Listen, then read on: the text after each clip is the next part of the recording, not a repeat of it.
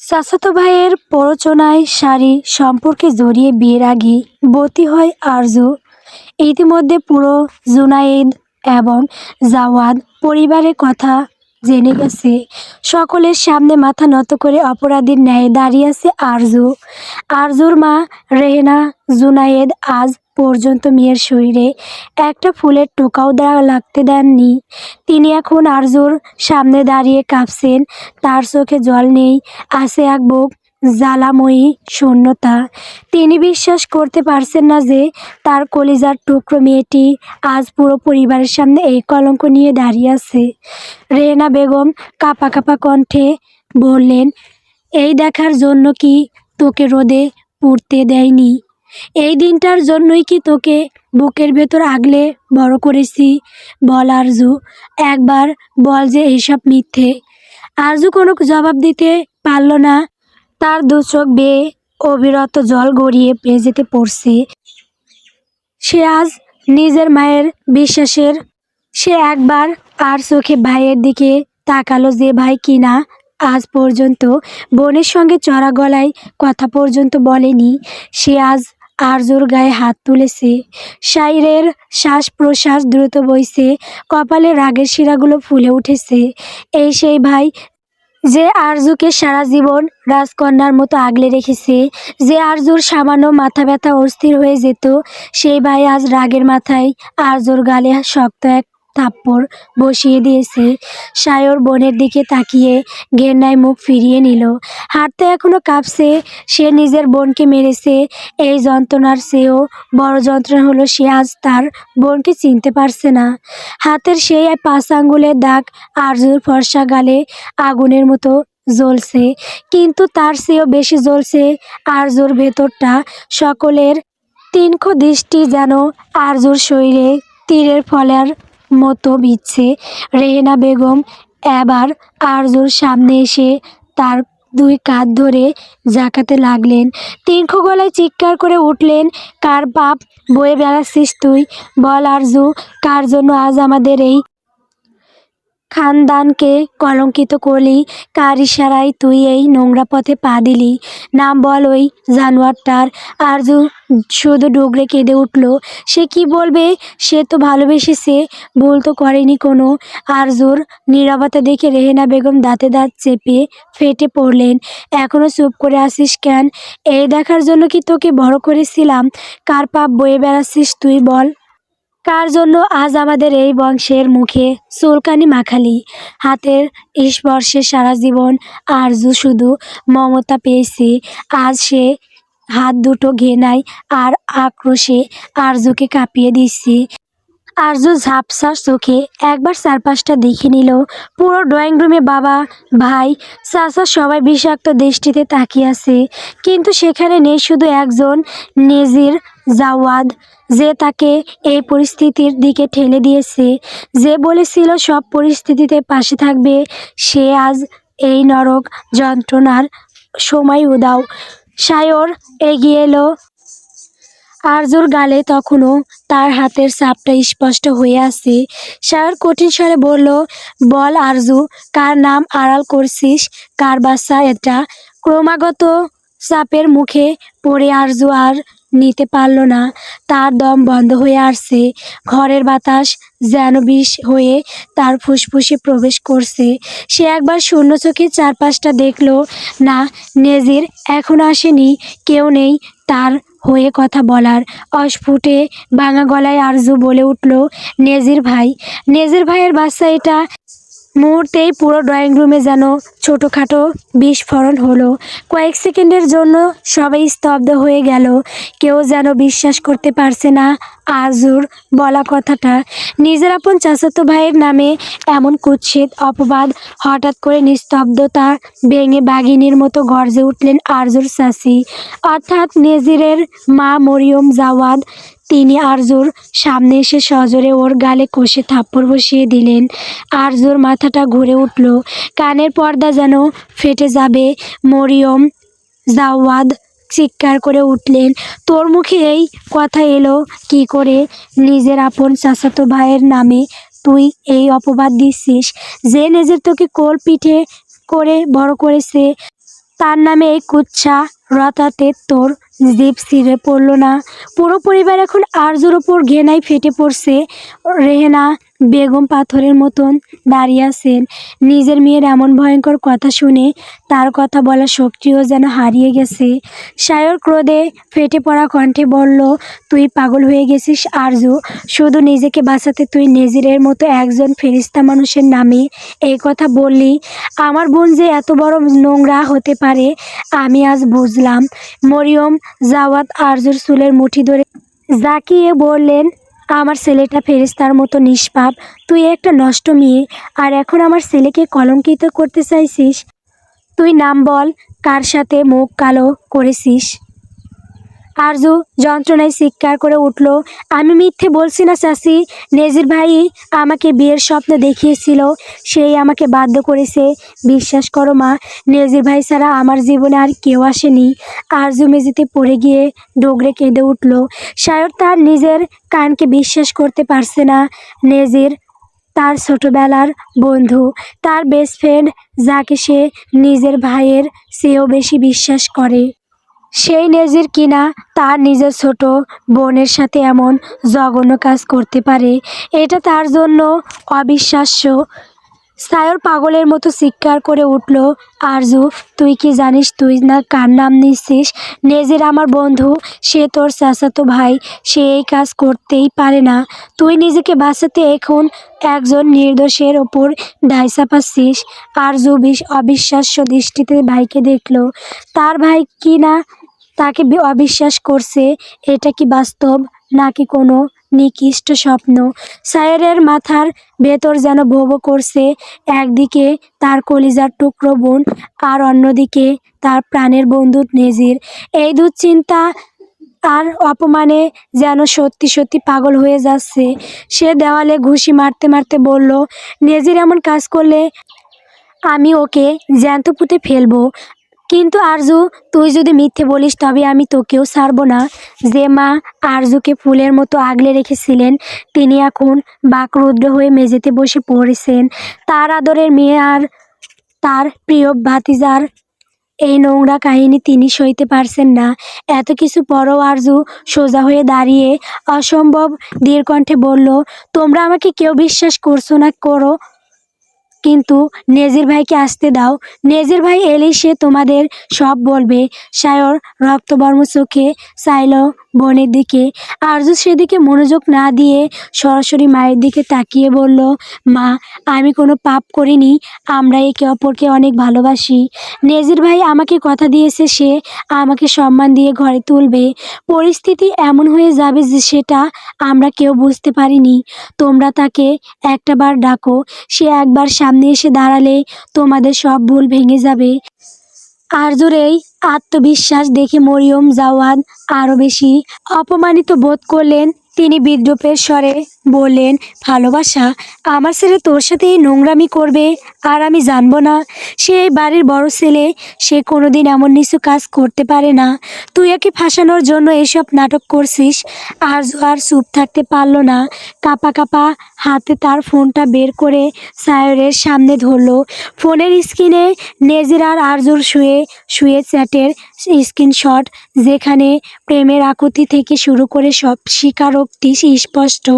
তার সাথে আরজু বের করে আনলো ডিএনএ টেস্টের রিপোর্টটা, যা সে এতক্ষণ লুকিয়ে রেখেছিল নিজের আসলের আড়ালে।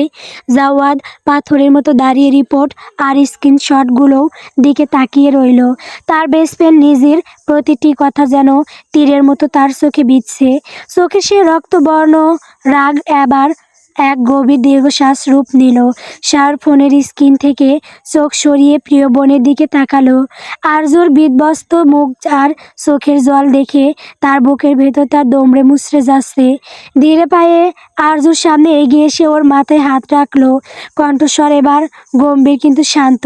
কাঁদিস না দিল, ঠিকই বলেছিলি, তুই বিয়ের জন্য তৈরি হ। নেজির এলেই আজ তোদের বিয়ে হবে। এ বাড়িতেই আজ তোকে নেজিরের স্ত্রী হিসেবে স্বীকৃতি দেওয়া হবে। আরজুর চাচা এরশাদ জাওয়াদ এবং বাবা এরহান জুনায়েদ এতক্ষণ ঘরের এক কোণে পাথরের মূর্তির মতো দাঁড়িয়ে সব দেখছিলেন। তারা দুজনই খানদানি মানুষ, বংশের সম্মান তাদের কাছে সবচেয়ে বড়। কিন্তু যখন দেখলেন তাদের নিজের ছেলেরাই এই ঘটনার সাথে সরাসরি জড়িত, তখন আর তাদের কিছুই বলার রইল না। তারা একে অপরের দিকে তাকালেন, তারপর মাথা নিচু করে মেয়ের আর ছেলের এই সম্পর্কের পরিণতি মেনে নিলেন। সায়রের কথায় দুই বাবা নিঃশব্দে সায় দিলেন। তাদের নীরবতায় বলে দিল, পরিবারের বড়দের কাছে এখন সম্মানের চেয়ে এই অনাগত প্রাণের ভবিষ্যৎ বেশি জরুরি। মরিয়ম বেগম যদিও বিষয়টি মানতে পারছেন না, কিন্তু সায়েরের মুখে বিয়ের কথা শুনে তিনি আর একটা শব্দও করার সাহস পেলেন না। পুরো বাড়িতে এখন এক থমথমে প্রশান্তি। সবাই এখন শুধু একজনের অপেক্ষায় নিজির। রেহেনা বেগম আজ যেন এক ঘরের মধ্যে আছেন। যে মেয়েকে একটু আগে তিনি কলঙ্কিনী ভেবেছিলেন, তার মাথায় হাত বুলিয়ে নিজ হাতে বিয়ের সাজে সাজালেন। আরজুর চোখের কাজলটা বারবার চোখের জলে ধুয়ে যাচ্ছিল, কিন্তু রেহেনা বেগম পরম মমতায় তা মুছে দিলেন। দীর্ঘশ্বাস ফেলে বললেন, সব ভুল ভুলে গিয়ে নেজিরের হাতটা ধরিস মা, যেন অন্তত এই অনাগত সন্তানটার একটা পরিচয় থাকে। কাজী সাহেব ড্রয়িং রুমে বসে কাগজ তৈরি করছেন। এরশাদ, জাওয়াদ আর এরহান জুনায়েদ দরজার দিকে তাকিয়ে অপেক্ষা করছেন তাদের সোনার ছেলের জন্য। আরজু যখন তার মায়ের হাত ধরে সিঁড়ি দিয়ে ধীরে পায়ে নিচে নেমে এলো, তখন পুরো ঘরে এক অদ্ভুত নীরবতা। আরজুর মনে হচ্ছে আজ হয়তো তার সব যন্ত্রণার অবসান হবে। ঠিক সেই মুহূর্তেই সদর দরজা ঠেলে ঝড়ের বেগে ঘরে প্রবেশ করলো নেজির। কিন্তু তাকে দেখে সবার মুখে হাসি ফোটার আগেই তা আতঙ্কে পরিণত হলো। নেজির একা আসেনি, তার পাশে দাঁড়ানো এক সুন্দরী তরুণী, যার পরনে টকটকে লাল বেনারসি।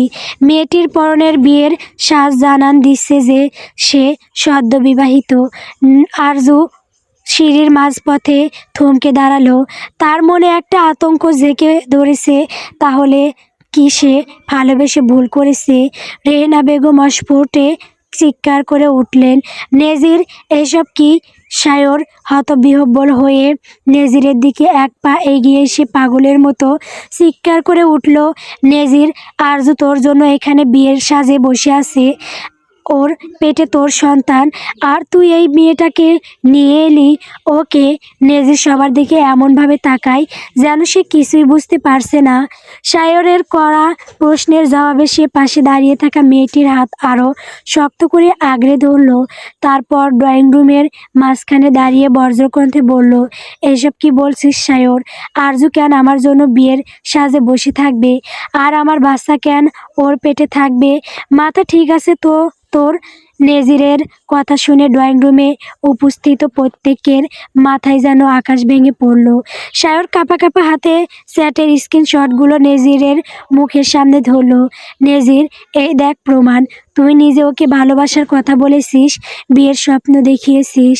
এর রিপোর্ট বলছে তুই ওর বাচ্চার বাবা, আর তুই এখন অস্বীকার করছিস। নেজির একটা তাচ্ছিল্যর হাসি দিয়ে রিপোর্টগুলো এক টানে সরিয়ে দেয়।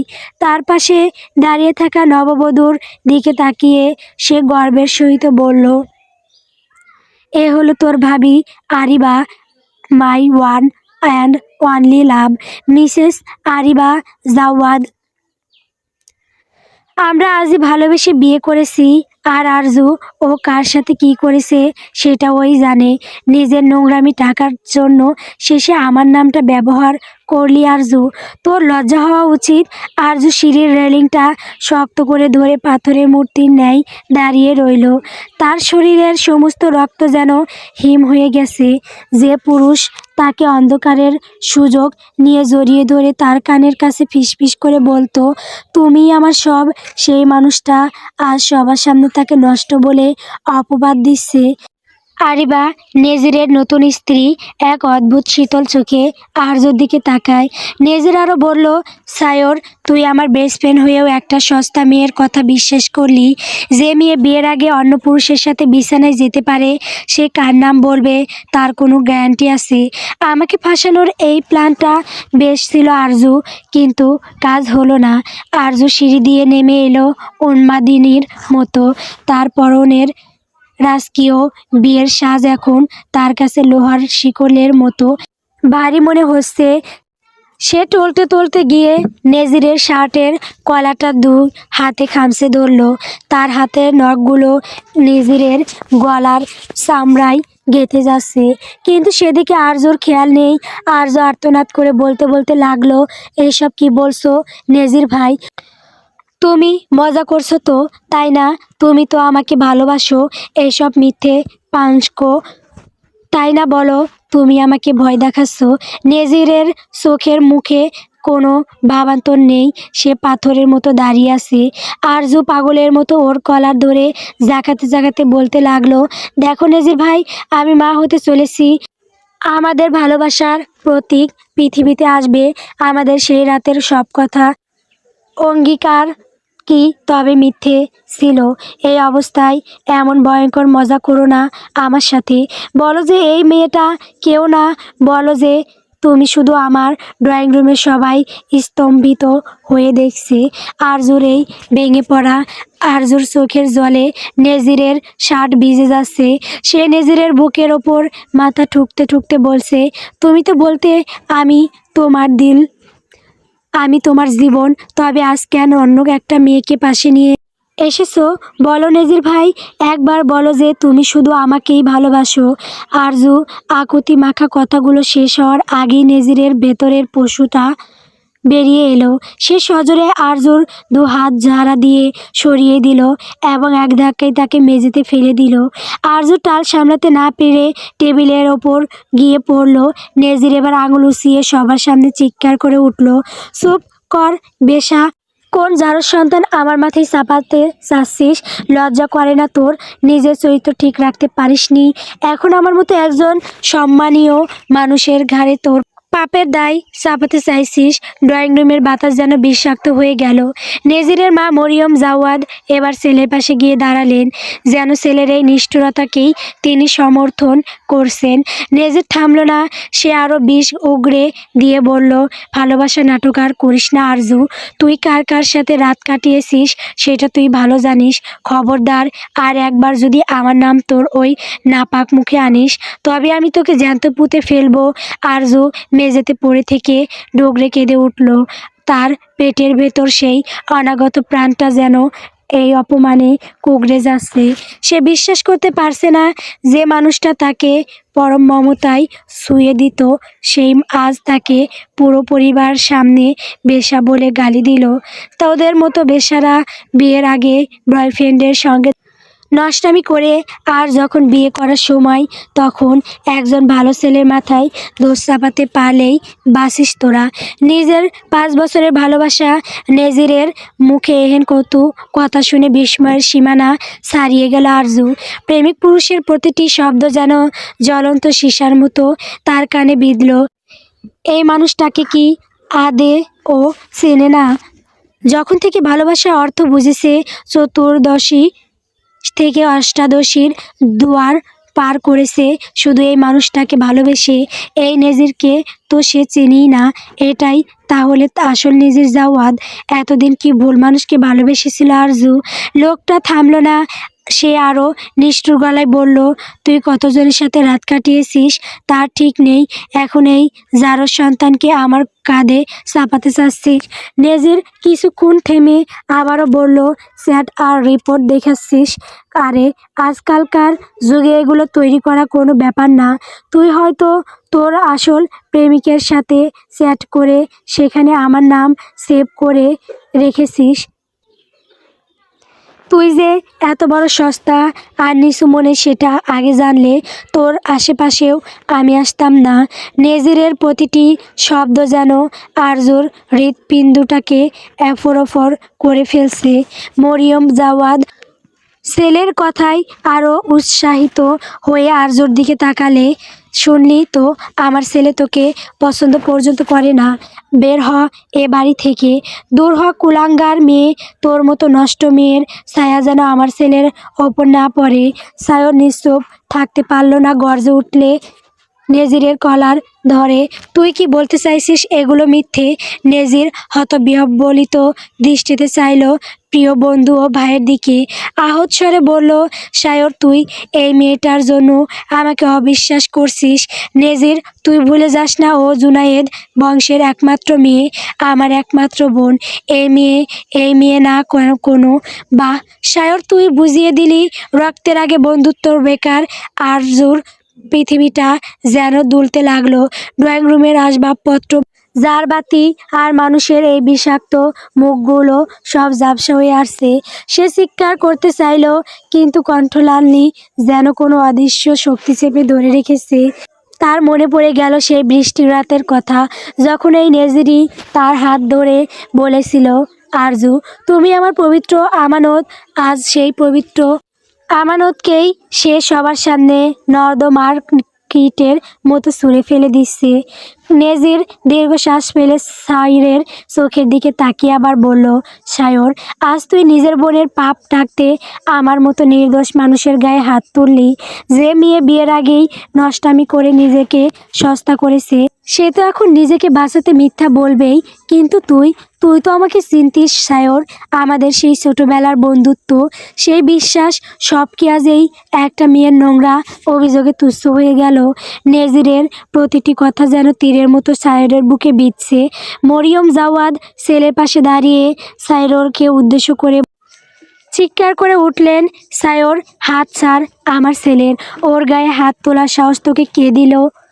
নিজের বোন নষ্ট হয়েছে বলে আমার ফেরেশতা ছেলের কপালে তুই অপবাদ দিবি? এই মেয়েকে তো আজই এই বাড়ি থেকে বের করা উচিত। ও তো এই বংশের জন্য অভিশাপ।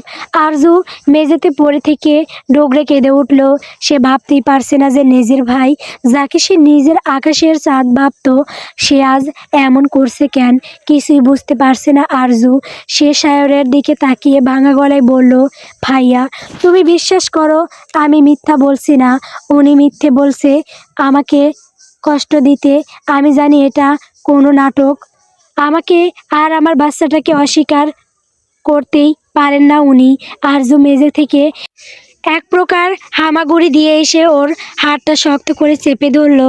কান্নায় ভেজা শরীরটা থরথর করে কাঁপছে। নেজির এক ঝটকায় হাত সরিয়ে নিতে চাইলো, কিন্তু আরজু আজ মরণপণে আঁকড়ে ধরেছে। আরজু ডুগরে কেঁদে উঠে বলল, নেজির ভাই, এইসব কেন করছো? কেন সবার সামনে এভাবে মিথ্যে বলছো? কেন এভাবে আমাকে কাঁদাচ্ছ নেজির ভাই? তোমার আরজু কাঁদছে, তোমার কি একটুও কষ্ট হচ্ছে না? আরজু নখগুলো নেজিরের হাতে বসে যাচ্ছে। সে বড় বড় চোখ করে নেজিরের চোখের দিকে তাকিয়ে মায়া খোঁজার অর্থহীন চেষ্টা করলো।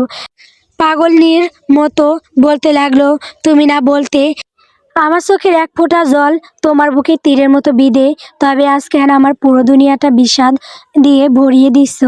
আমি তো তোমারই আমানত নেজির ভাই। আমাকে এভাবে পর করে দিও না প্লিজ। এই মিথ্যে খেলা বন্ধ করো। পুরো ড্রয়িং রুমের মানুষগুলো পাথরের মতো দাঁড়িয়ে দেখছে এই দৃশ্য। নেজিরের মা মরিয়ম জাওয়াদ ঘেন্নায় মুখ ফেলিয়ে নিলেন, কিন্তু নেজিরের চোখে কোনো অনুশোচনা নেই। সে আরজুর দিকে এমনভাবে তাকালো যেন কোনো তুচ্ছ নর্দমার কীট তার দামি পোশাক নষ্ট করেছে। এক ঝটকায় আরজুকে সরিয়ে দিয়ে দাঁতে দাঁত চেপে বলল, তোর এই ড্রামা বন্ধ কর আরজু। তোর চোখের জল এখন আমার কাছে বিষের মতো। যে মেয়ে নিজের পাপ ডাকতে আমার মতো একজন মানুষকে কলঙ্কিত করতে পারে, তার জন্য আমার হৃদয়ে কোনো জায়গা নেই। সায়র, তুই বিশ্বাস কর, এই মেয়ে আমার পিছে ঘুরঘুর করতো, পাত্তা দিনি তাই এইসব নাটক করেছে। এখন সায়র নির্বিকার কণ্ঠে বলল, এখন তুই আমাকে প্রমাণ দে যে তুই নির্দোষ। যদি তুই তা না পারিস, তবে তোকে আরজুকে বিয়ে করতে হবে। দরকার হলে আমি নিজের উপস্থিতিতে আবারও ডিএনএ টেস্ট করাবো। আমি দেখতে চাই আরজুর গর্ভে কার রক্ত বইছে। ঠিক আছে সায়র, তুই প্রমাণ চাস তো আমি তোকে প্রমাণ দেব। তবে আমার একটা শর্ত আছে। আমাকে মাত্র 3 ঘন্টা সময় দে। এই 3 ঘন্টার মধ্যে যদি আমি নিজেকে নির্দোষ প্রমাণ করতে না পারি, তবে তুই যা ইচ্ছে করিস, আমি সব মেনে নেব। এমনকি এই নষ্ট মেয়েটাকে বিয়ে করতে বললেও আমি না করব না। নেজির একটু থামলো, তারপর তার কণ্ঠস্বর আরও তীক্ষ্ণ হলো।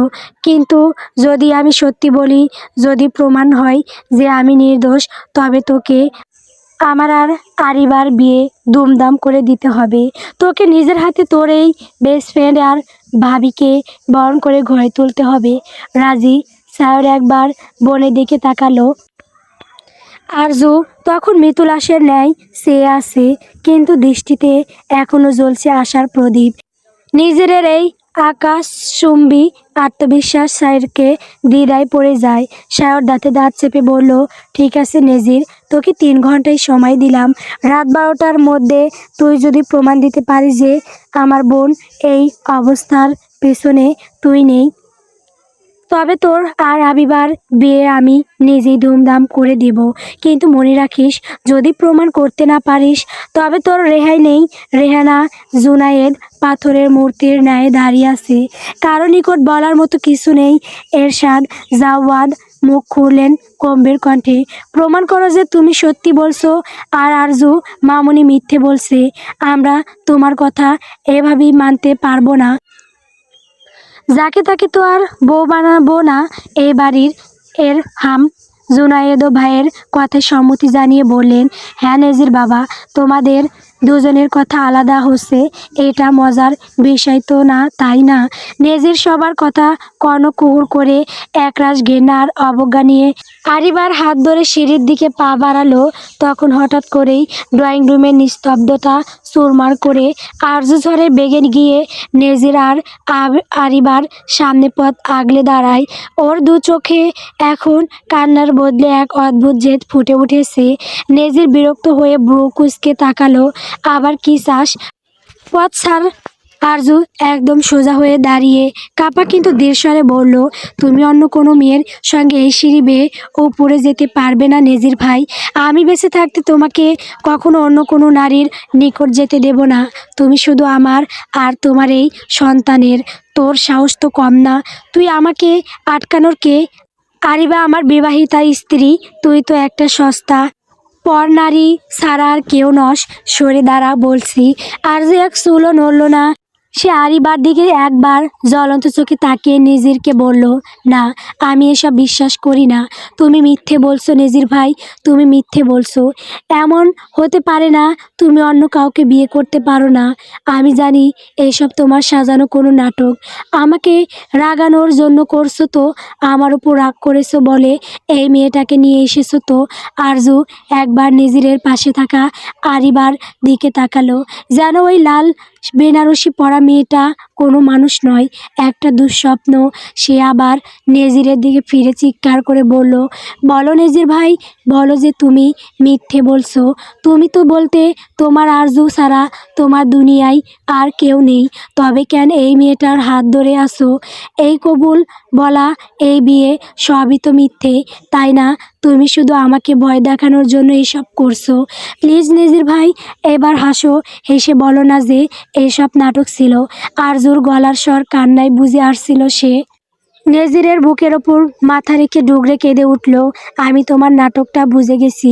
এবার থামো নেজির ভাই, আর মেরো না আমাকে। আমার ভেতরটা পুড়ে ছাই হয়ে যাচ্ছে। বলো যে এই মেয়েটা কেউ না। নেজির যন্ত্র মানবের ন্যায় হয়ে দাঁড়িয়ে রইল।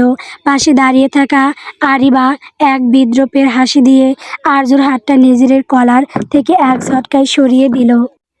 নেজির আরজুর চিবুকটা শক্ত করে ধরে নিচু গলায় বলল, নাটক আমি করছি না আরজু, নাটক তুই করছিস। নিজেকে সত্যি প্রমাণ করার জন্য আমার উপর যে অপবাদ তুই দিয়েছিস, সেটা কোনো নাটকের চেয়েও কম নয়। আর আবিরিবা ও আমার জীবনের ধ্রুব সত্য। তোর মতো একটা মিথ্যুক আর চরিত্রের ঠিক না থাকা মেয়ের জন্য আমার বিয়েটা নাটক হতে যাবে কেন? সায়র, তোর বোনকে সামলা, না হলে আমি সত্যি কোনো অঘটন ঘটিয়ে ফেলবো। আরজুর ভীষণ কষ্ট হচ্ছে প্রণয়ের প্রথম পুরুষের এই অপেক্ষা সহ্য করতে। তবুও সে মুচকি হেসে গলা করণ করল নেজিরের প্রতিটি বিষাক্ত বাক্য। আরজু সিঁড়ির মুখটা এমনভাবে আগলে দাঁড়ালো যেন সে কোনো দুর্ভেদ্য দেওয়াল। নেজির আর আরিবার 1 ইঞ্চি সামনে বাড়ার উপায় নেই। আরজুর আলুথালু চুল, ভিজে যাওয়া গাল আর আগুনের মতো জ্বলতে থাকা চোখগুলো বলে দিচ্ছে মৃত্যু ব্যতীত তাকে সরানো অসম্ভব। নেজির দাঁতে দাঁত চেপে আবার এগোতে চাইলে আরজু চিৎকার করে উঠল, না, আমি এক চুলও নড়ব না।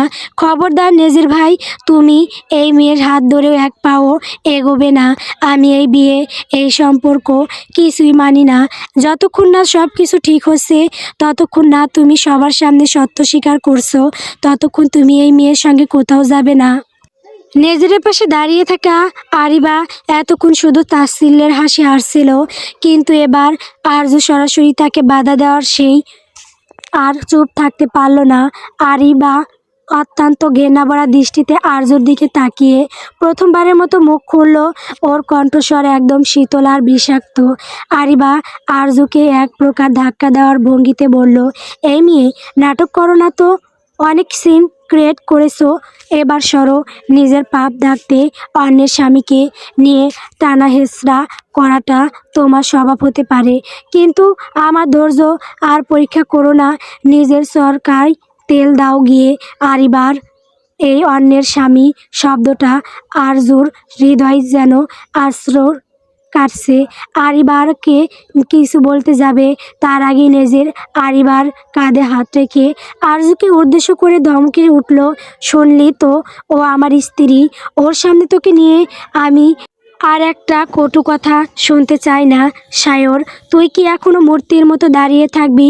তোর বোনকে এখান থেকে না সরা, না হলে আমি সিঁড়ি দিয়ে ধাক্কা দিয়ে একে নিচে ফেলে দিতে বাধ্য হব। সায়র নিচে দাঁড়িয়ে সবটা দেখছিল। তার বুকের ভেতরটা দমড়ে মুচড়ে যাচ্ছে। একদিকে বোনের এই হাহাকার, অন্যদিকে নেজিরের এই অনড় অবস্থান। সে ধীর পায়ে সিঁড়ি দিয়ে ওপরে উঠে এলো। আরজুর বাহু ধরে করুণ স্বরে বলল, আরজু, চল, নিচে চল। নেজি যখন 3 ঘন্টার সময় চেয়েছে, ওকে নিতে দে। সত্যিটা যদি তোর পক্ষে থাকে, তবে আজ রাত 12টার পর এই মেয়েই ঘর ছেড়ে বেরিয়ে যাবে। কিন্তু এখন নাটক করে নিজেকে আর ছোট করিস না বোন। আরজু সায়রের হাত ছাড়া দিয়ে সরিয়ে দিল। সে অস্ফুটে শুধু বলল, এটা নাটক নয় ভাইয়া, এটা আমার ভালোবাসা। আমি জানি নেজির ভাই রাগ করে করছে এসব। আরজু তার বিয়ের লাল শাড়ির আঁচলটা সিঁড়ির উপর মেলে ধরল, তারপর দপ করে আরিবার পায়ের কাছে হাঁটু গেড়ে বসে পড়ল। তার দু চোখ দিয়ে অবিরত জল গড়িয়ে মেঝেতে পড়ছে। আরজু আরিবার শাড়ির পাড়টা খামচে ধরে ধরা গড়ায় বলতে লাগলো, বোন, তুমি তো মেয়ে, একটা মেয়ে হয়ে আর একটা মেয়ের সর্বনাশ করো না বোন।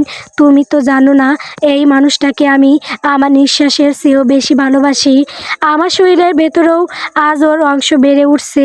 দোহাই লাগে তোমার, আমাকে আমার ভালোবাসা ভিক্ষে দাও। আমি বাঁচবো না নেজির ভাইকে ছাড়া, আমি মরে যাব। আরজু ডুকরে কেঁদে উঠল। তার কান্নার শব্দে পুরো ড্রয়িং রুমের বাতাস ভারী হয়ে এলো। রুহানা বেগম নিজের মুখ চেপে ধরে ফুঁপিয়ে উঠলেন। আরজু আবার বলতে লাগলো, তুমি তো সুন্দরী, তোমার অনেক গতি হবে, কিন্তু আমি যে কুলহারা কলঙ্কিনী হয়ে যাব বোন। তুমি যে নিজের ভাইকে ছেড়ে দাও, ওকে আমার কাছে থাকতে দাও। আমি তোমার দাসী হয়ে থাকবো সারা জীবন। তাও নেজির ভাইকে আমার কাছে থেকে কেড়ে নিও না। আরিবা এক পা পিছিয়ে এলো, যেন আরজুর ছোঁয়া থেকেও তার ঘেন্না হচ্ছে। সে নেজিরের দিকে তাকিয়ে একটা তাচ্ছিল্যের হাসি দিল, তারপর আরজুর দিকে ফিরে কঠিন গলায় বলল, নিজের পাপ ঢাকতে এখন আমার পায়ে ধরে নাটক করছো, ভালোবাসা ভিক্ষে চাইছো, লজ্জা করে না তোমার? অন্যের স্বামীর ওপর নিজের অধিকার দাবি করতে তোমার বুক কাঁপছে না? যাও, যার সাথে রাত কাটিয়েছো তাকে গিয়ে এই ভিক্ষে দাও গিয়ে। আমার নেজিরের সাথে তোমার কোনো সম্পর্ক নেই, আর কোনো দিন হবেও না। নেজির আর সহ্য করতে পারল না। সে আরজুর হাতটা আরিবার শাড়ি থেকে এক ঝটকায় ছাড়িয়ে দিল। তারপর আরজুর কাঁধে হাত দিয়ে সজোরে ধাক্কা দিয়ে সরিয়ে দিয়ে গর্জে উঠল, তোর সাহস তো কম না, তুই আমার স্ত্রীর পায়ে হাত দিয়ে ওকে অপবিত্র করছিস। সায়র, তুই কি আজ তোর এই নষ্ট বোনকে এখান থেকে সরাবি, নাকি আমি সত্যি সত্যি একে সিঁড়ি দিয়ে নিচে ফেলে দেব? সায়র দৌড়ে এসে আরজুকে দু হাত জড়িয়ে ধরলো। আরজু তখনও পাগলের মতো হাত বাড়িয়ে নেজিরকে বলছে, নেজির ভাই, দেখো নেজির ভাই, এমন করো না। নেজির যখন আরিবার হাত ধরে উপরে পা বাড়াতে যাবে, ঠিক তখনই ড্রয়িং রুমের কোণে পাথরের মতো দাঁড়িয়ে থাকা এরশাদ জাওয়াদ বাঘের মতো গর্জে উঠলেন। তার গম্ভীর কণ্ঠস্বরে পুরো বাড়ি যেন থরথর করে কেঁপে উঠল। দাঁড়াও নেজির। নেজির সিঁড়ির মাঝপথে থমকে দাঁড়ালো, পিছনে ফিরে অবাক হয়ে দেখল তার বাবাকে। এরশাদ জাওয়াদ ধীর পায়ে এগিয়ে এলেন, তার চোখে এখন কড়া শাসন আর বংশের মর্যাদার তেজ। তিনি নেজিরের দিকে আঙুল উঁচিয়ে বললেন, কার অনুমতিতে তুমি এই অপরিচিত মেয়েটাকে নিয়ে ঘরে উঠছো? এই বাড়ির একটা নিয়ম আছে, একটা সম্মান আছে। যতক্ষণ না তুমি নিজেকে নির্দোষ প্রমাণ করছো, ততক্ষণ তুমি এই মেয়ের সাথে এক ঘরে থাকতে পারবে না। আরজুকে যে অপবাদ তুমি দিয়েছো, তার ফয়সালা না হওয়া পর্যন্ত এই মেয়ে এ বাড়ির অন্দরমহলে পা রাখতে পারবে না। নেজিরের মুখটা মুহূর্তেই ফ্যাকাশে হয়ে গেল। সে আমতা আমতা করে বলল, কিন্তু বাবা, ও আমার স্ত্রী, আমি ওকে বিয়ে করে এনেছি। এরশাদ জাওয়াদ এক চুলও নড়লেন না। তিনি আরও কঠোর গলায় বললেন, বিয়ে করেছো কি করনি সেটা পরের কথা, আগে নিজের চরিত্র পরিষ্কার করো। 3 ঘন্টা সময় তুমি চেয়েছো, সেই 3 ঘন্টা এই মেয়ে ড্রয়িং রুমেই বসে থাকবে। আরজু যেমন অপমানের কাঠগড়ায় দাঁড়িয়ে আছে, তোমার এই তথাকথিত স্ত্রীকেও আজ সেখানেই বসতে হবে। যাও, প্রমাণ নিয়ে এসো। মরিয়ম জাওয়াদ কিছু বলতে চাইলেন, কিন্তু স্বামীর রক্ত শঙ্খ দেখে থেমে গেলেন। আরজু ঝাপসা চোখে দেখল তার চাচাকে। নিজের দাঁতে দাঁত চেপে আরিবার হাত ছেড়ে দিল। আরিবার মুখে এখন অপমানের ছায়া। যে একটু আগে আরজুকে তাচ্ছিল্য করছিল, সে এখন নিজেই সবার সামনে লজ্জিত। নেজির এক পলক আরজুর দিকে তাকালো, সেই চোখে এখন মায়া নয়, আছে চরম প্রতিশোধের নেশা। সে দ্রুত পায়ে সদর দরজা দিয়ে বেরিয়ে গেল কি প্রমাণ আনতে কে জানে। আরজু নেজিরের যাওয়ার পথে চেয়ে রইল এক দৃষ্টিতে। সায়র ধীর পায়ে এগিয়ে গিয়ে আরজুর সামনে দাঁড়ালো, কিন্তু ওকে হাত ধরে তুলতে পারল না। সায়রের মনে এখন এক বিষাক্ত সন্দেহ, যে বন্ধু এত জোর গলায় 3 ঘন্টা সময় চাইল, সে কি আসলে নির্দোষ? তবে কি আরজু তাকে মিথ্যে বলেছে? সায়র গম্ভীর গলায় বলল, রাত 12টা বাজতে আর মাত্র 180 মিনিট বাকি। এই 3 ঘন্টা তোকে আমার সামনে এই ড্রয়িং রুমেই বসে থাকতে হবে। আরজু, আজ হয় তুই বাঁচবি, না হয় তোকে আমি নিজের হাতে এই বংশ থেকে মুছে দেব। আরজু কোনো উত্তর দিল না। তার দৃষ্টি তখনও সেই দরজার দিকে, যেখান দিয়ে নেজির বেরিয়ে গেছে। সে মনে মনে আল্লাহকে ডাকছে, হে খোদা, আমি যদি কোনো পাপ করে থাকি তবে আমাকে এখনই তুলে নাও। এরশাদ জাওয়াদের করা নির্দেশ সায়রকে কিছুটা স্বস্তি দিলেও মরিয়ম জাওয়াদ সেটা মোটেও সহ্য করতে পারলেন না। তিনি স্বামীর সিদ্ধান্তের ওপর কথা বলার সাহস না পেলেও নিজের রং ঠিকই দেখালেন। তিনি ধীর পায়ে এগিয়ে গিয়ে আরিবার হাতটা পরম মমতায় ধরলেন, যে হাতটা একটু আগে আরজুকে ধাক্কা দিয়ে সরিয়েছিল। সেই হাত এখন আরিবার মাথায় আদুরে পরশ দিচ্ছে। মরিয়ম জাওয়াদ আরজুকে একরাশ অবজ্ঞা ছুড়ে দিয়ে আরিবার দিকে তাকিয়ে মিষ্টি স্বরে বললেন, আসো মা, এসো, এখানে এই সোফায় এসে বসো।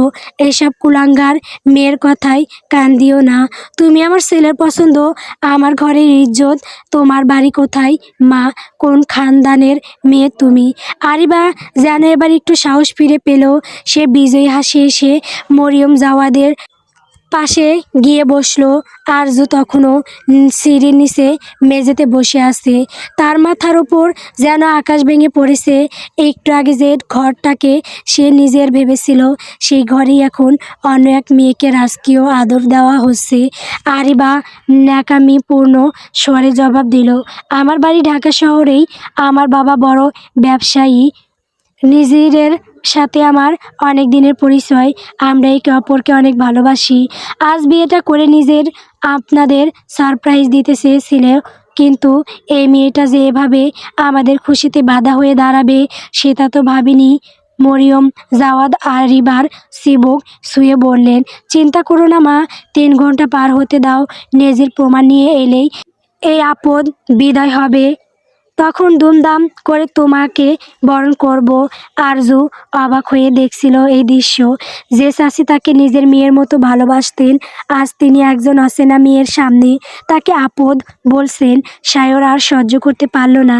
সে গুমড়ে ওঠা গলায় বলল, চাচি, আরজু এখন এই বাড়ির মেয়ে। নিজের প্রমাণ দেওয়ার আগ পর্যন্ত আপনি কাউকে এভাবে প্রশ্রয় দিতে পারেন না। মরিয়ম জাওয়াদ সায়রের দিকে তেড়ে এলেন।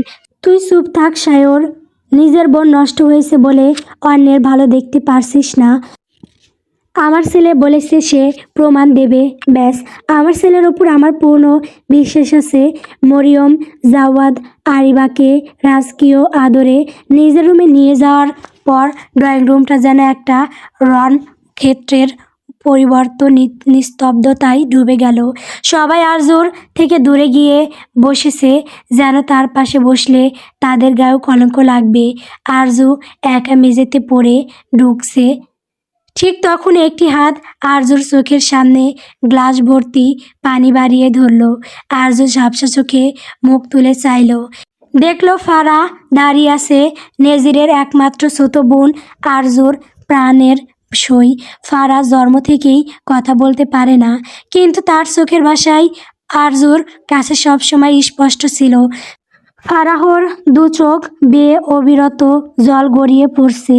সে আরজুর সামনে মেঝেতে বসে পড়ল। কাঁপা কাঁপা ইশারায় আরজুকে বোঝাতে চাইল, আমাকে মাফ করে দে আপু। আমি জানি ভাইয়া খুব বড় অন্যায় করছে। তোর এই অবস্থার জন্য আমার ভাইয়া দায়ী। আমি সব জানি, কিন্তু আমি যে নিরুপায়, আমার তো জবাব নেই আপু। আমি চাইলেও কাউকে স্বীকার করে সত্যটা বলতে পারছি না। ফারা শুধু মাথা নিচু করে কাঁদতে লাগলো। আরজু অস্ফুটে বলল, কেন নেজির ভাই এমন করলো? কেন সে আমাদের 5 বছরের ভালোবাসাকে এভাবে নর্দমায় ছুঁড়ে দিল? আরজুর হৃদয়ে বেদনার সুর তুলছে। কাছের মানুষ দোষী বলে মনের ব্যথা বোঝে না তো কেউ। জীবনের এই কারাগারে আছাড় মারে প্রেম সাগরের ঢেউ। নিস্তব্ধতা ভেঙে ঘড়ির কাঁটার টিকটিক শব্দে জানান দিচ্ছে 12টা বেজে 1 মিনিট। অন্য দিনের মতো আজ যে হাউস নিস্তব্ধ, নীরব নয়। সকলে প্রতীক্ষায় প্রহর গুনছে এক এক করে। তখনই সদর দরজা ঠেলে প্রবেশ করলো নেজির। সকলের দৃষ্টি তার দিকে। আরজু আশা ভরা নয়নে তাকালো প্রণয়ের প্রথম পুরুষের দিকে। এই বুঝি এসে তার নেজির ভাই বলবে, সরি রে দিল, আমি মজা করছিলাম, তুই আর কাঁদিস না। কিন্তু না, নেজির রমণীর সকল আশা মাটিতে পিষে নির্বাক অবয়বে ভেতরে এলো। সকলের চোখে নেজিরের পেছনের সাদা অ্যাপ্রন পরা এক তরুণীর ওপর। তাকে দেখে পুরো ড্রয়িং রুমের মানুষগুলোর সাথে সাথে সায়রও বেশ অবাক হলো। মেয়েটি সায়রের ভালোবাসা হবু স্ত্রী, যার সঙ্গে 2 দিন বাদে বিয়ে হওয়ার কথা। সায়র 2 পা এগিয়ে এসে অস্ফুট স্বরে বলল, নীলিমা। আরজুর ঠোঁটে ফুটে উঠল তৃপ্তির হাসি। তার আশা যেন বাস্তবতায় রূপ নিতে চলেছে। বোকা আরজু দ্বিধায় আবার দৃঢ় বিশ্বাসে রূপ নিল। নেজে তার সঙ্গে মজা করেছে এতক্ষণ, না হলে কি নীলিমাকে নিয়ে আসতো? এখন ঠিক সবাইকে সারপ্রাইজ দিবে। আরজু মনে মনে প্রতিজ্ঞা করে নিল, এই নাটক শেষ হলে সে নিজেকে কঠোর শাস্তি দিবে। এত বাজে মজা করার জন্য পুরো ড্রয়িং রুমে স্বস্তির নিঃশ্বাস বয়ে গেল। এরশাদ, জাওয়াদ আর এর হাম জুনায়েদ একে অপরের দিকে তাকিয়ে মাথা নাড়লেন। নীলিমা যখন ডাক্তার হিসেবে আসে তখন আর কোনো কার সুপির ভয় নেই। সায়রও মনে মনে একটু শান্ত হলো। নীলিমার ওপর তার বিশ্বাস পাহাড়ের মতো অটল। আরজু তখনও মুচকি হাসছে। তার মনে হচ্ছে নেজির ভাই আসলে নীলিমাকে সাক্ষী হিসেবে এনেছে যাতে পরিবারের বড়রা পরে আর কোনো প্রশ্ন তুলতে না পারে। সে আপন মনেই বলল, নেজির ভাই তুমি কত বুদ্ধিমান। নীলিমা আপু যখন নিজ হাতে রিপোর্ট দিবে তখন কেউই আর অবিশ্বাস করতে পারবে না। নেজির আরজুর সে হাসি মুখের দিকে তাকিয়ে মনে মনে এক পৈশাচিক আনন্দ পেল। সে গম্ভীর গলায় বলল, নীলিমা তুমি তোমার কাজ করো, রাত অনেক হয়েছে, আমরা আর দেরি করতে চাই না। আরজু এক মুহূর্তেও দেরি না করে খুশি মনে এগিয়ে এলো। তার চোখে মুখে এখন কোনো ভয় নেই, বরং এক বিজয়ী ভাব। সে নীলিমার হাত ধরে আদুরি গলায় বলল, আপু তুমি এসেছো বলে খুব ভালো হয়েছে। এবার তুমি সবাইকে সত্যিটা বলে দাও। আমি জানি ডিএনএ রিপোর্টে কি আসবে, কারণ আমার নেজির ভাই কোনো দিন আমাকে অপেক্ষা করতে পারে না। নীলিমা আরজুর চোখের দিকে শুকনো হাসি দিল। নীলিমা অত্যন্ত যান্ত্রিকভাবে আরজুর হাত ধরে, ওর হাতের স্পর্শ বরফের মতো শীতল। আরজুকে নিয়ে সে ধীর পায়ে ওপরের ঘরের দিকে পা বাড়ালো। আরজু তখনও এক অদ্ভুত ঘরের মধ্যে আছে। সে যেন নিজের অজান্তেই নীলিমার কাছে নিজের আত্মসম্পূর্ণ করলো। বোকা রমণী ভাবছে ঘর থেকে বেরোলেই সব অন্ধকার মুছে যাবে, কিন্তু সিঁড়ির নিচে দাঁড়িয়ে থাকা রেহেনা বেগমের অবস্থা তখন বর্ণনাতীত। তার বুকটা ধড়ফড় করছে, মনে হচ্ছে হৃৎপিণ্ডটা কোনো সময় থমকে যাবে। যে মেয়েকে নিয়ে তিনি রোদে পুড়তে দেননি, যার একটা আশ্রে তার প্রাণ যেত, সেই মেয়েটির ভাগ্যের ফয়সালা এখন একটা বন্ধ ঘরে হতে যাচ্ছে।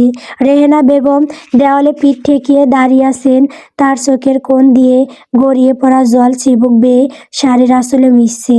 তিনি মনে মনে শুধু একটাই প্রার্থনা করছেন, হে খোদা আমার মেয়েটাকে রক্ষা করো, আমার মান সম্মান সব যাক, কিন্তু আমার আরজু যেন মিথ্যেবাদী না হয়। ঘরের দরজাটা বন্ধ হওয়ার শব্দে রেহেনা বেগম চমকে উঠলেন।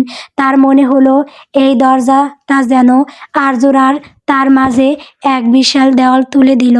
বাইরে ড্রয়িং রুমে নেজির তখন আয়েশ করে সোফায় হেলান দিয়ে বসেছে। ওর চোখে মুখে সেই একই নিষ্ঠুর দর্ততা। সায়র এক জায়গায় স্থির হয়ে দাঁড়িয়ে আছে, ওর দৃষ্টি দরজার দিকে নিবদ্ধ। পুরো বাড়িতে এখন কেবল ঘড়ির কাঁটার শব্দ, টিক টিক টিক টিক। এই কয়েকটা মিনিট যেন কয়েকটা যুগের মতো মনে হচ্ছে রেহেনা বেগমের কাছে। তিনি জানেন না নীলিমা যখন ভেতর থেকে রিপোর্ট নিয়ে বের হবে তখন তার আরজুর জন্য সেটা আশীর্বাদ হয়ে আসবে নাকি এক ভয়ঙ্কর অভিশাপ। মরিয়ম জাওয়াদ বিড়বিড় করে বললেন, এখনই দুধের দুধ আর পানির পানি আলাদা হবে। আমার নেজির যে নির্দোষ সেটা এবার প্রমাণিত হয়ে যাবে। বেশ খানিকক্ষণ পর ঘরের দরজা খুলে গেল। আরজু হাসি মুখে নীলিমার হাত ধরে বেরিয়ে এলো। ওর চোখে মুখে এক অদ্ভুত বিজয়ের আভা। ও ভাবছে এখনই নীলিমা আপু সবার সামনে নিজের ভাইয়ের করা নাটকের মুখোশ খুলে দিয়ে বলবে, হ্যাঁ আরজুই নেজিরের সন্তানের মা। ড্রয়িং রুমের প্রতিটা মানুষের দৃষ্টি এখন নীলিমার ওপর নিবদ্ধ। পিনপিত নিস্তবতা চারদিকে। আরজু নীলিমার হাতটা একটু ঝাঁকিয়ে আবদারে সুরে বলল, আপু বলো, সবাইকে বলে দাও সত্যিটা। তুমি চুপ করে আছো কেন? বলো না নেজির ভাই আর আমার কথা। আরিবা সোফায় পা দুলিয়ে এক বিদ্রূপের হাসি আসলো। আগুনে ঘি ঢেলে তীক্ষ্ণ গলায় বলল, হ্যাঁ হ্যাঁ নীলিমা বলো না শুনি, তোমার ননদিনী তো খুশিতে ফেটে পড়ছে, বলো কার পাপ ও পেটে নিয়ে ঘুরছে। নীলিমা আরজুর হাতটা এক ঝটকায় ছেড়ে দিল। ওর চোখে মুখে এক পাথর চাপা ভাব। সে ধীর পায়ে গিয়ে তার হবু স্বামী সায়রের পাশে দাঁড়ালো। তার উৎকণ্ঠা নিয়ে নীলিমার দিকে তাকাতেই নীলিমা একদম শান্ত বরফ শীতল কণ্ঠে বলল, আরজু মিথ্যা বলছে। এ বাচ্চা নিজের নয়। মুহূর্তেই ড্রয়িং রুমের ছাদটা যেন আরজুর মাথার ওপর ভেঙে পড়ল। ওর ঠোঁটের সেই তৃপ্তির হাসিটা মাঝপথেই জমে গেল। আরজু বিস্ময়ে পাথরের মতো নীলিমার দিকে চেয়ে রইল। ওর কণ্ঠ নালি শুকিয়ে কাঠ।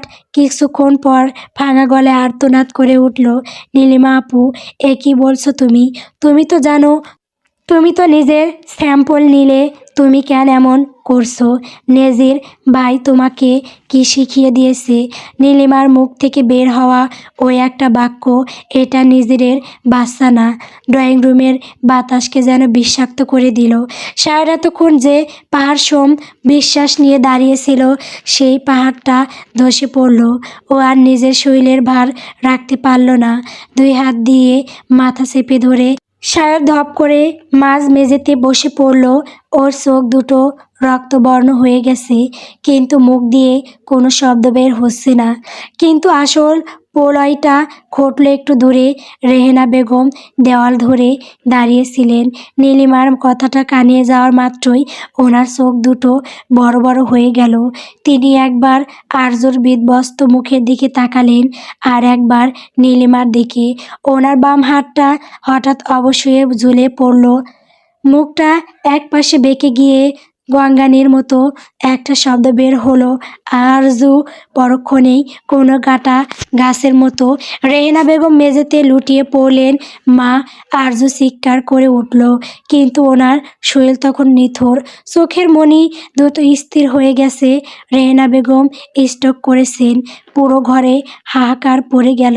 আরজু হামাগুড়ি দিয়ে মায়ের কাছে যেতে চাইল, কিন্তু মরিয়ম জাওয়াদ ওকে ধাক্কা দিয়ে সরিয়ে দিলেন। সায়র তখনও মেঝেতে পাথরের মতো বসে আছে। তার সামনে তার মা মৃত্যুর যন্ত্রণা পাচ্ছেন, আর বোন কলঙ্কের সাগরে ডুবছে। আরজু ছুটে গিয়ে রেহেনার মাথা নিজের কোলে চিৎকার করে কাঁদতে লাগলো, মা, চোখ খোলো মা, আমি কোনো পাপ করিনি মা। এই নীলিমা আপু মিথ্যে বলছে।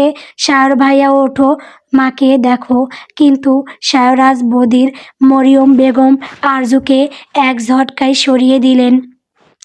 আরজু টাল সামলাতে না পেরে মেঝেতে আছাড় খেয়ে পড়ল। মরিয়ম বেগম এবার বাঘিনীর মতো গর্জে উঠে আরজুর গালে সজোরে এক থাপ্পড় বসিয়ে দাঁতে দাঁত চেপে বিষাক্ত গলায় বললেন, ছবি না তুই আমার আপাকে, তোর মতো অপায়া নষ্ট মেয়ের হাতের ছোঁয়া লাগলে আমার আপা এমনিতেই মরে যাবে। তোর এই ভেষা গিরিত করার শখ হয়েছে কর, কিন্তু আমার ছেলেকে ফাঁসানোর এই মিথ্যা নাটকটা বন্ধ কর। আরজু মেঝেতে পড়ে থেকে ডুগরে কেঁদে উঠল। তার সারা শরীর কাঁপছে, কিন্তু মনের ভেতর দাও দাও করে জ্বলে উঠল প্রতিবাদের আগুন। সে মাথা তুলে চিৎকার করে বলল, চুপ করো তোমরা সবাই, চুপ করো। আমি কোনো মিথ্যা বলছি না। আমি মা হতে চলেছি। এই সত্যিটা কি তোমরা কেউ দেখতে পাচ্ছ না? মিথ্যা বলছো তোমরা সবাই। নেজির ভাই মিথ্যা বলছে, নীলিমা আপু মিথ্যা বলছে। তোমরা আমাকে আর আমার সন্তানকে মেরে ফেলতে চাচ্ছ। আরজুর কথা শেষ হওয়ার আগেই একজোড়া শক্ত আর ভারী হাত আরজুর ফর্সা গাল সজোরে আছড়ে পড়ল।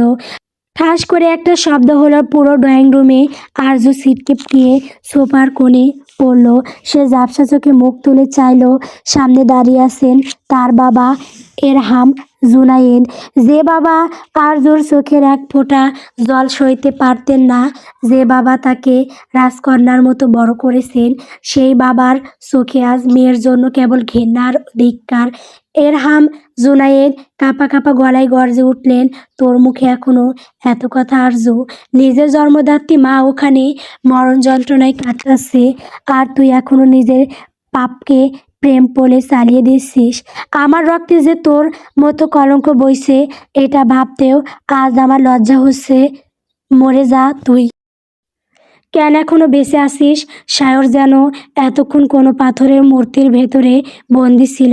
নীলিমার দেওয়া ওই রিপোর্ট যেন তার হিতাহিত জ্ঞান শূন্য করে দিয়েছে।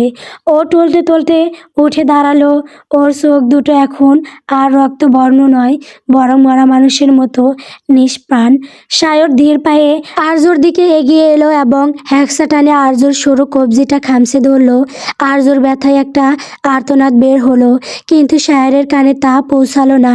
সায়র দাঁতে দাঁত চেপে একদম নিচু ভয়ঙ্কর গলায় বলল, বেরিয়ে যায় এ বাড়ি থেকে এক্ষুনি। তোর এই কলঙ্কিত ছায়া যেন আমার মা আর বাবার ওপর আর না পড়ে। বেরিয়ে যা বলছি। আরজু যেন তার সামনে দাঁড়িয়ে থাকা মানুষটাকে চিনতেই পারছে না। এই কি সেই সায়র ভাইয়া, যে ভাইয়া আরজুর সামান্য আঙুল কাটলে পুরো বাড়ি মাথায় তুলতো? আরজু বড় বড় চোখ করে ভাইয়ের দিকে তাকিয়ে অস্ফুটে বলল, ভাইয়া, তুমিও আমাকে অবিশ্বাস করছো? তুমি তো নীলিমা আপুর চেয়ে আমাকে বেশি চিনতে। তুমি তো জানো আমি মিথ্যা বলি না। সায়র একটা তাচ্ছিল্যের হাসি দিল, যা আরজুর কলিজা ছিঁড়ে ফেলার জন্য যথেষ্ট ছিল। সায়র আরজুকে সদর দরজার দিকে টেনে নিয়ে যেতে যেতে চিৎকার করে উঠল, অবিশ্বাস! নীলিমা আমার হবু স্ত্রী, ও কেন তোর সাথে শত্রুতা করবে? সে একজন ডাক্তার। সে যখন বলছে এটা নেজিরের বাচ্চা না, তার মানে তুই আসলেও নষ্ট। তুই কার কার সাথে রাত কাটিয়েছিস সেটা হয়তো তুই আর তোর আল্লাহ জানে। আমাদের আর তোকে দেখার রুচি নেই। যা, যেখানে গিয়ে মুখ কালো করেছিস সেখানে গিয়ে ওঠ। সায়রের হাত থেকে কোনো মতে নিজের কবজি ছাড়িয়ে আরজু ঝড়ের বেগে গিয়ে নেজিরের হাত দুটো খামচে ধরল। ওর দু চোখে এখন কেবল পাগলামি আর বাঁচার শেষ চেষ্টা। ড্রয়িং রুমের প্রতিটি মানুষ বিস্ময়ে বাকরুদ্ধ হয়ে দেখছে। এক সময়ের রাজকন্যা আরজুকে যে এখন নিজের সন্তানের বাবার কাছে ভিখারিনীর মতো করুণা চাইছে। আরজু ডুগরে কেঁদে উঠে নেজিরের চোখের দিকে তাকিয়ে ভাঙা গলায় বলতে লাগলো, দোহাই লাগে নেজির ভাই, এমন অচেনার মতো আচরণ করো না। আমার বাচ্চা কি হবে? ও কার পরিচয়ে এই সমাজে বড় হবে সেটা একবার ভাবো। আমি তোমার কাছে কোনো অধিকার চাইব না নেজির ভাই। আমি তোমার দ্বিতীয় বউ হতেও রাজি আছি। আমি আরিবার দাসী হয়ে থাকবো, এ বাড়ির এক কোণে পড়ে থাকবো, তাও আমাকে ফিরিয়ে দিও না নেজির ভাই। আরজুর এই আর্তনাদ যেন ড্রয়িং রুমের দেওয়ালগুলোতে আছাড় খাচ্ছে। আরিবা এক ঘেন্না ভরা হাসি দিয়ে নেজিরের হাত থেকে আরজুর আঙুলগুলো একে একে ছাড়িয়ে দিয়ে বলল, লজ্জা করে না তোমার অন্যের স্বামীর কাছে সতীন হওয়ায় ভিক্ষে চাইছো? তোমার মতো একটা নোংরা মেয়েকে তো আমার নেজির বাসার কাজে মেয়ে হিসেবেও রাখবে না। নেজির একটা তাচ্ছিল্যের হাসি দিয়ে আরজুর চিবুকটা শক্ত করে ধরল। ওর চোখে এখন কোনো মায়া নেই, বরং এক পৈশাচিক আনন্দ। সে নিচু গলায় বলল, দ্বিতীয় বউ? আরে আরজু, তুই তো আমার রক্ষিতা হওয়ার যোগ্যতাও হারিয়েছিস। যে মেয়ে নিজের পেটের বাচ্চার বাবাকে সেটা জানে না, তাকে বিয়ে করার শখ আমার নেই। যা, সায়রকে বলেছিলাম না তুই যার সাথে রাত কাটিয়েছিস তার কাছে গিয়ে ভিক্ষে চা। নিজের এক ধাক্কায় আরজুকে সরিয়ে দিতে সায়র আর সহ্য করতে পারল না। ও আরজুর চুলের মুঠি ধরে হ্যাঁচকা টানে ওকে সদর দরজার দিকে নিয়ে যেতে যেতে গর্জে উঠল, তোর এই নাটক দেখার সময় নেই আমাদের। মা ওখানে মরণ যন্ত্রণায় কাতরাচ্ছে, আর তুই এখানে সতীন হওয়ার ভিক্ষে চাইছিস? বেরিয়ে যায় এ বাড়ি থেকে। সায়র এক ধাক্কায় আরজুকে বাড়ির বাইরে লনে ছুঁড়ে ফেলে দিতে যাবে, ঠিক তখনই নেজির শক্ত করে সায়রের হাতটা চেপে ধরল। ওর চোখে মুখে এখন এক অদ্ভুত শীতলতা। নেজির সায়রের দিকে তাকিয়ে নিচু গলায় বলল, একটু দাঁড়া সায়র, আমার ওর সঙ্গে কিছু কথা আছে। তুই বরং ছোটো মাকে ঘরে দিয়ে আয়। আরিবা, তুমিও যাও, সবার ছোটো মাকে দেখো, ওনার অবস্থা ভালো না, তারপর না হয় এই মেয়ের ব্যাপারে ভাবা যাবে। সায়র আর বাকিরা কোনো কথা না বলে নিথুর রেহেনা বেগমকে ধরাধরি করে ভেতরের ঘরে নিয়ে গেল। ড্রয়িং রুমে এখন শুধু দুজন। আরজু মেঝেতে বসে আশা ভরা চোখে নেজিরের দিকে তাকালো। ভাবল, হয়তো সবার আড়ালে নেজির ভাই এবার সত্যিটা বলবে। কিন্তু নেজিরের মুখ খুলতেই আরজুর সেই শেষ আশাটুকুও ছাই হয়ে উড়ে গেল। নেজির আরজুর খুব কাছে এসে বিষাক্ত গলায় বলে উঠল, চলে যা এ বাড়ি থেকে আরজু, আর এক মুহূর্ত এখানে থাকার চেষ্টা করিস না। আরজু অবাক হয়ে নেজিরের শার্টের কোনা খামচে ধরে বলল, কেন এমন করছো তুমি? কি দোষ করেছি আমি?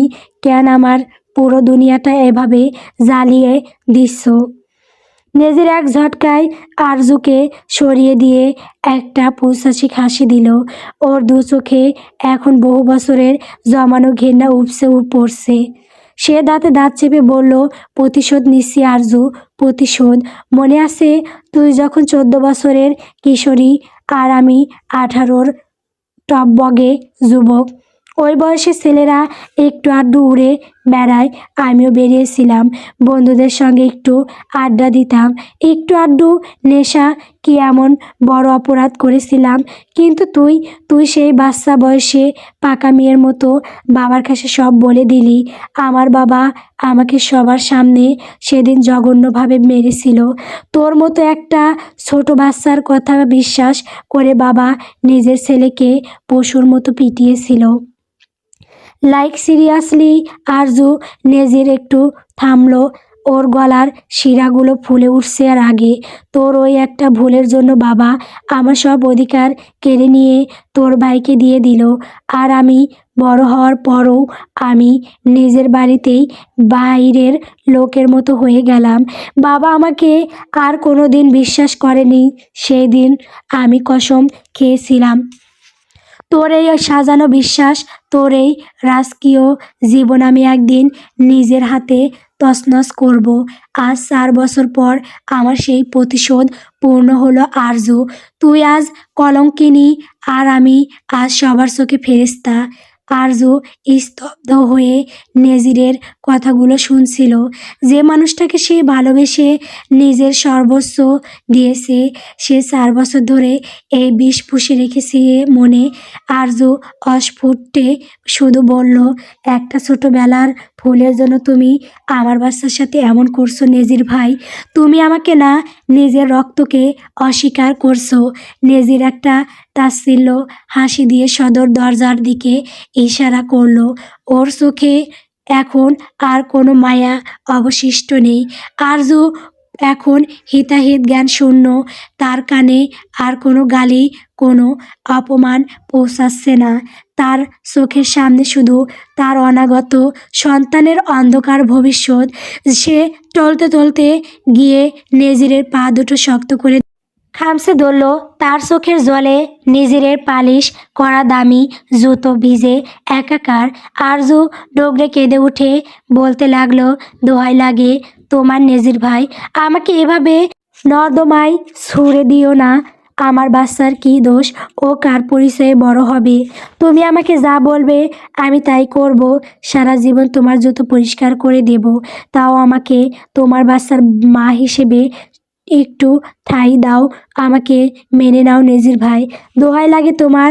আরজুরের আকাশ বাতাস কাঁপানো আর্তনাদ। নেজিরের পাথরের মন এক বিন্দু জলও ধরতে পারল না। উল্টো ওর চোখে ফুটে উঠল এক পৈশাচিক বীজ উল্লাস। সে আরজুর দিকে এক পলক ঘৃণার দৃষ্টিতে তাকালো। পরক্ষণে নেজির সজোরে এক লাথি মেরে আরজুকে সরিয়ে দিল। আরজু ছিটকে গিয়ে মেঝেতে আছাড় খেয়ে পড়ল। পেটের কাছে হাত দিয়ে সে কুঁকড়ে গেল ব্যথায়। নেজিরের সেই বুটের আঘাত যেন সরাসরি তার মাতৃত্বের ওপর গিয়ে লাগলো। নেজির তার প্যান্টের ভাঁজ ঠিক করতে করতে অত্যন্ত শীতল গলায় বলল, তোর এই নাটক আমার কাছে বড্ড পুরনো আরজু। তোর বাচ্চার পরিচয় ও তো একটা জারজ, আর জারজের কোনো পরিচয় থাকে না। সায়র এদিকে আয়, তোর এই বেশা বোনকে ঘর থেকে বের কর, না হলে আমি কোনো অঘটন ঘটিয়ে ফেলবো। আরজু মেঝেতে পড়ে থেকে ডুগরে কাঁদতে লাগলো। তার শরীরের যন্ত্রণার চেয়েও মনের ভেতরটা আজ কয়লার মতো পুড়ে ছাই হয়ে গেছে। সে বুঝতে পারল, যে মানুষের কাছে সে জীবনের ভিক্ষে চাইছে, সেই মানুষটাই তাকে তিলে তিলে মারার জন্য 4 বছর ধরে বিষাক্ত জাল বিছিয়েছিল। মরিয়ম, জাওয়াদ আর আরিবা ড্রয়িং রুমে ফিরতেই দেখলেন আর্য নিজের পায়ের কাছে কুঁকড়ে পড়ে আছে। দৃশ্যটা দেখেই মরিয়ম বেগমের রক্ত মাথায় চড়ে গেল। তিনি বাঘিনীর মতো এগিয়ে এসে আর্যর আলু থালু চুলের মুঠি খামচে ধরলেন। বিষাক্ত গলায় চিৎকার করে উঠলেন, এখন এই নষ্ট মেয়েটা এখানে পড়ে আছে, লজ্জা করে না তোর? আমার ছেলের পায়ে পড়েও তোর শান্তি হচ্ছে না? আবরিবা অন্য পাশ থেকে আরজুর হাত ধরে হ্যাকচা টান দিয়ে বলল, বের কর একে, এখানেও বের করো। এর ছায়া এ বাড়ির ইটের ওপর পড়লেও আমাদের অমঙ্গল হবে। ঠিক সেই মুহূর্তেই ড্রয়িং রুমের মাঝখানে এসে দাঁড়ালেন এরশাদ জাওয়াদ। তার বজ্রকণ্ঠের শব্দে মরিয়ম আর আরিবা থমকে দাঁড়ালো। এরশাদ জাওয়াদ আরজুর দিকে এক পলক তাকিয়ে অত্যন্ত নিষ্ঠুর কিন্তু পরিষ্কার গলায় বললেন, থাম তোমরা। আরজু, এই বাড়ির বংশের সম্মান আমার কাছে সব। তুই আমাদের যেটুকু ডুবিয়েছিস, তারপরও আমি তোকে এই বাড়িতে থাকার একটা শেষ সুযোগ দিব। আরজু আশা ভরা চোখে চাচার দিকে তাকাতেই এরশাদ জাওয়াদ তার মরণ কামড়টা দিলেন, যদি তুই ওই অবৈধ বাচ্চাটাকে নষ্ট করে ফেরিস তবেই এ বাড়িতে তোর ঠাঁই হবে, নতুবা নয়। মুহূর্তেই আরজুর সারা শরীর পাথরের মতো জমে গেল। নিজের বাচ্চার হয়ে সে এ বাড়িতে থাকবে। আরজু তার পেটের উপর দুই হাত আগলে রাখলো, মাথা নেড়ে অস্ফুটে বলল, না, কখনো না। এ আমার রক্ত, আমার সবটুকু ভালোবাসা। আমি নিজের সন্তানকে মেরে এই বাড়িতে থাকবো না বড় বাবা। আরজু টলতে টলতে উঠে দাঁড়ালো। ওর দু চোখে এখন কান্নার বদলে এক অদ্ভুত শান্ত বিষাদ। সে ধীর পায়ে নেজিরের সামনে গিয়ে দাঁড়ালো। নেজির তখনও তাসিলের হাসি নিয়ে তাকিয়ে আছে। আরজু শেষবারের মতো নেজিরের চোখের দিকে তাকালো, যে চোখে এক সময় ও নিজের দুনিয়া দেখত। ভাঙা গলায় কিন্তু স্পষ্ট স্বরে আরজু বলল, আমি তোমাকে ভীষণ ভালোবাসি নেজির ভাই। এই ভালোবাসাটাই আমার জীবনের সবচেয়ে বড় অভিশাপ ছিল। আরজু আর এক মুহূর্ত অপেক্ষা করলো না। কারো দিকে না তাকিয়ে বুক ভরা হাহাকার আর পেটের ভেতর সেই অনাগত প্রাণটাকে আগলে নিয়ে সে সদর দরজার দিকে পা বাড়ালো। আরজু যখন সদর দরজার চৌখাটে পা রেখেছে, ঠিক তখনই সে থমকে দাঁড়ালো। সে শেষবারের মতো মুখ ফিরিয়ে সায়রের দিকে তাকালো। সায়র তখনও দূরে পাথরের মতো দাঁড়িয়ে আছে। ওর দুই হাত মুষ্টিবদ্ধ, কপালে রাগের আর অপমানের ঘাম। সে ধীর পায়ে সায়রের সম্মুখে এসে দাঁড়ালো। আরজু খুব নিচু অদ্ভুত এক ভারী গলায় বলল, সত্যি কি আমাকে একটুও বিশ্বাস করো না ভাইয়া তুমি? সায়র এক মুহূর্তের জন্য আরজুর চোখের দিকে তাকালো। সেই চোখে কোনো অপরাধের চিহ্ন নেই, আছে শুধু এক আকাশ পরিমাণ যন্ত্রণা আর হাহাকার। সায়রের বুকের ভেতরটা একবার হো হো করে উঠল, কিন্তু পরক্ষণেই তার কানে নীলিমার সেই শীতল কণ্ঠস্বরটা বেজে উঠল, আরজু মিথ্যা বলছে। সায়র ঘেন্না ভরা চোখে মুখ ফিরিয়ে নিল, দাঁতে দাঁত চেপে উত্তর দিল, তোর ওই মুখটা আর দেখাস না আরজু।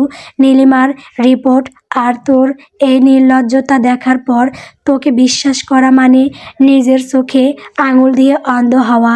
মরে যা তুই, এই বংশের জন্য তুই একটা অভিশাপ। সায়র যখন আরজুকে চলে যাওয়ার চূড়ান্ত হুকুম দিয়ে মুখ ফিরিয়ে নিল, আরজু তখন দরজার হাতল ধরে নিথুর হয়ে দাঁড়িয়ে রইল। বাইরে জমজম করে বৃষ্টি পড়ছে, গুটগুটি অন্ধকার, যে অন্ধকারে আরজু কোনোদিন একা বারান্দাতেও বের হয়নি। সে কাঁপা কাঁপা গলায় একদম ছোট বাচ্চার মতো অসহায় সুরে সায়রকে উদ্দেশ্য করে বলল, আমি কোথায় যাব ভাইয়া, একটু বলবে? আরজুর এই করুণ স্বরে ড্রয়িং রুমের দেওয়ালগুলোও যেন কেঁপে উঠল। সায়রের পা দুটো এক মুহূর্তের জন্য থমকে গেল। ওর অবচেতন মনে হয়তো চিৎকার করে বলতে চাইল, কোথাও যাবি না দিল, তুই এখানেই থাক। কিন্তু নেজিরের সেই দৌড়তো হাসি আর নীলিমার দেওয়া মিথ্যে রিপোর্ট সায়রের বিবেককে বিষাক্ত করে রেখেছে। সায়র পিছনে না ফিরেই পাথর শীতল গলায় বলল, যেখানে খুশি যা, যে নরকে গিয়ে মুখ পুড়িয়েছিস সেখানেই যা। এই বাড়ির দরজা তোর জন্য চিরতরে বন্ধ।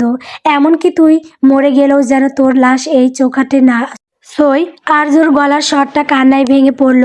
সে সায়রের শার্টের হাতাটা খামচে ধরে মিনতি করে বলল, আমার তো কেউ নেই ভাইয়া, তোমরা ছাড়া। এ মাঝরাতে আমি কোথায় যাব? এই দুনিয়াটাকে তো আমি চিনিই না ভাইয়া। আমি মরে যাব তো। সায়রের চোখের কোণটা এক মুহূর্তের জন্য ভিজে উঠল। আরজুর এই অসহায় মুখটা দেখে ওর সেই ছোটবেলার দিলকে মনে পড়ে যাচ্ছিল। সায়রের হাতটা একটু শিথিল হতেই নিজের ওপাশ থেকে গর্জে উঠল। সে বুঝল সায়র দুর্বল হয়ে পড়ছে। নিজের এগিয়ে এসে সায়রের কাঁধে হাত রেখে উস্কানি দিয়ে বলল, সায়র কি করছিস তুই? ওর মায়ায় পড়ছিস? এই মেয়ে তোকে ইমোশনালি ব্ল্যাকমেল করে ফাঁসাতে চাইছে। ভুলে যাস না ওর ভেতরে যে নাটকটা করলো তাতে ছোট মার আজ এই অবস্থা। একবার ওনার কথা ভাব, উনি ভেতরে মৃত্যুর সাথে লড়াই করছেন, আর তুই এই মেয়ের কুম্ভীরাস্ত্র দেখছিস। একে তাড়াতাড়ি বের কর, না হলে সবাইকে পস্তাতে হবে। রেহেনা বেগমের নামটা শুনতেই সায়রের ভিতরে সেই সামান্য মায়াটা ঘৃণায় পরিণত হলো। সে ভাবল, যে মেয়ের জন্য মা আজ স্ট্রোক করে নিথর হয়ে পড়ে আছে, তার জন্য মায়া দেখানো মানে নিজের মায়ের সাথে বেইমানি করা। সায়র এক হ্যাঁচকা টানে আরজুর হাতটা সরিয়ে দিল। ওর চোখে এখন আর কোনো দ্বিধা নেই। সায়র আরজুকে সদর দরজার ওপারে ধাক্কা দিয়ে বের করে দিয়ে বলল, তোর জন্য আমার মা আজ মরতে বসেছে, আর তুই বলছিস তোর কেউ নাই? তোর কেউ থাকার যোগ্যতাই নেই আরজু। যা এখান থেকে। দরজা বন্ধ হওয়ার আগে আরজু সবার মুখ দেখে নিল। তারপর উচ্চস্বরে গলা ছাড়িয়ে নজিরের উদ্দেশ্যে বলল, নজির ভাই, তুমি আজ আমাকে বেশ্যা বলে যে গালি দিলে, সেটা আমি নই, সেটা আসলে তোমার নিজের রুচি। তবে মনে রেখো, আমার এই জারজ বলা সন্তানের ধমনীতে তোমারই রক্ত বইছে। এই রক্ত একদিন তোমাকে তোমার কৃতকর্মের জবাব দেবে। খোদা যেন তোমাকে ততকাল বাঁচিয়ে রাখেন। আমি ফিরে আসবো এই বাড়িতে, সেদিন তোমাদের মাথা নুইয়ে যাবে। সায়র শুনল না, দরাম করে দরজা লাগিয়ে দিল। ভাবল না কোথায় যাবে একা মেয়ে এত রাতে। তাদের চিন্তা শুধুই সম্মান নিয়ে। সদর দরজাটা বন্ধ হতেই পিছনের অন্ধকার বারান্দা দিয়ে ফারাহ প্রায় দৌড়ে বেরিয়ে এলো। ওর চোখে জল টলমল করছে, বুকটাও অনবরত ওঠানামা করছে মেয়েটার। ফারাহর মুখ দিয়ে কোনো শব্দ বের হচ্ছে না, কিন্তু ওর হাত দুটোর বেকুলতা সব বলে দিচ্ছে। ও ইশারায় আরজুকে বলতে চাইলো, যেও না আপু, তুমি চলে গেলে আমি কাকে নিয়ে বাঁচবো? মরে যাব তোমায় ছাড়া। ফারাহর ওই আকুতি দেখে ওর বুকটা ফেটে এক দীর্ঘশ্বাস বেরিয়ে এলো। ও ম্লান হাসলো, এক বিষাদ মাখা মুচকি হাসি। ফারাহর মাথায় হাত রেখে পরম মমতায় আরজু বলল, তোর এই ভালোবাসাটাই হয়তো আমার পাথেই হয়ে থাকবে রে। তুই ভালো থাকিস বোন, নিজের খেয়াল রাখিস। ফারাহ বুঝতে পারলো আরজুকে আটকে রাখার সাধ্য ওর নেই। ও ঝটপট নিজের আসলের তোলা থেকে আরজুর ফোনটা আর একটা খাম বের করে আরজুর হাতে গুঁজে দিল। খামটাতে ওর তিলে তিলে জমানো 10,000 টাকা। আরজু নিতে না চাইলেও ফারাহ জোর করে ওর হাতের মুঠোয় ওগুলো চেপে ধরল। এরপর আর এক মুহূর্ত দাঁড়ালো না ফারাহ। ডুকরে কেঁদে উঠে ওর আবার অন্ধকারের ভেতর বাড়ির ভেতর অদৃশ্য হয়ে গেল। ও জানে নেজির ভাইয়া দেখে ফেললে ওর উপরেও প্রলয় নেমে আসবে। আরজু হাতের মুঠোয় ফোন আর টাকাগুলো শক্ত করে ধরল। ফারাহর এই সামান্য কয়েকটা টাকা আর একটা ফোন হয়তো এই বিশাল পৃথিবীতে ওর বেঁচে থাকার প্রথম অবলম্বন। ও একবার ওপরের জানলার দিকে তাকালো, যেখানে ওর মা মৃত্যুর সাথে লড়ছেন। তারপর আর কোনো পিছুটান না রেখে আরজু গেটের বাইরে পা বাড়ালো।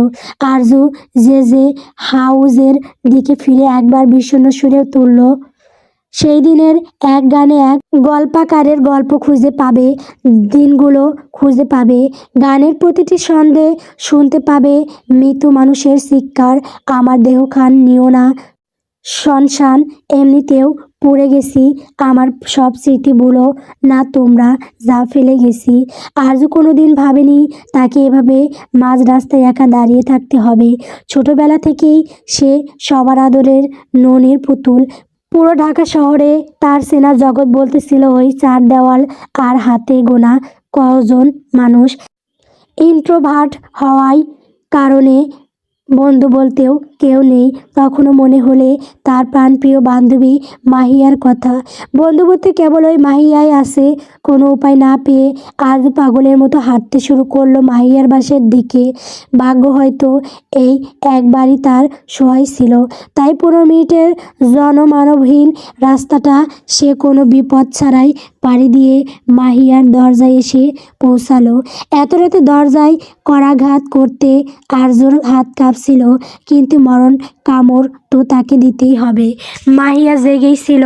দরজা খুলেই সামনে আরজুকে দেখে ও রীতিমতো আঁতকে উঠল।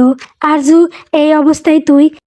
মাহিয়া কোনো প্রশ্ন না করে দ্রুত আরজুকে ভেতরে টেনে নিয়ে নিঃশব্দে দরজাটা লাগিয়ে দিল।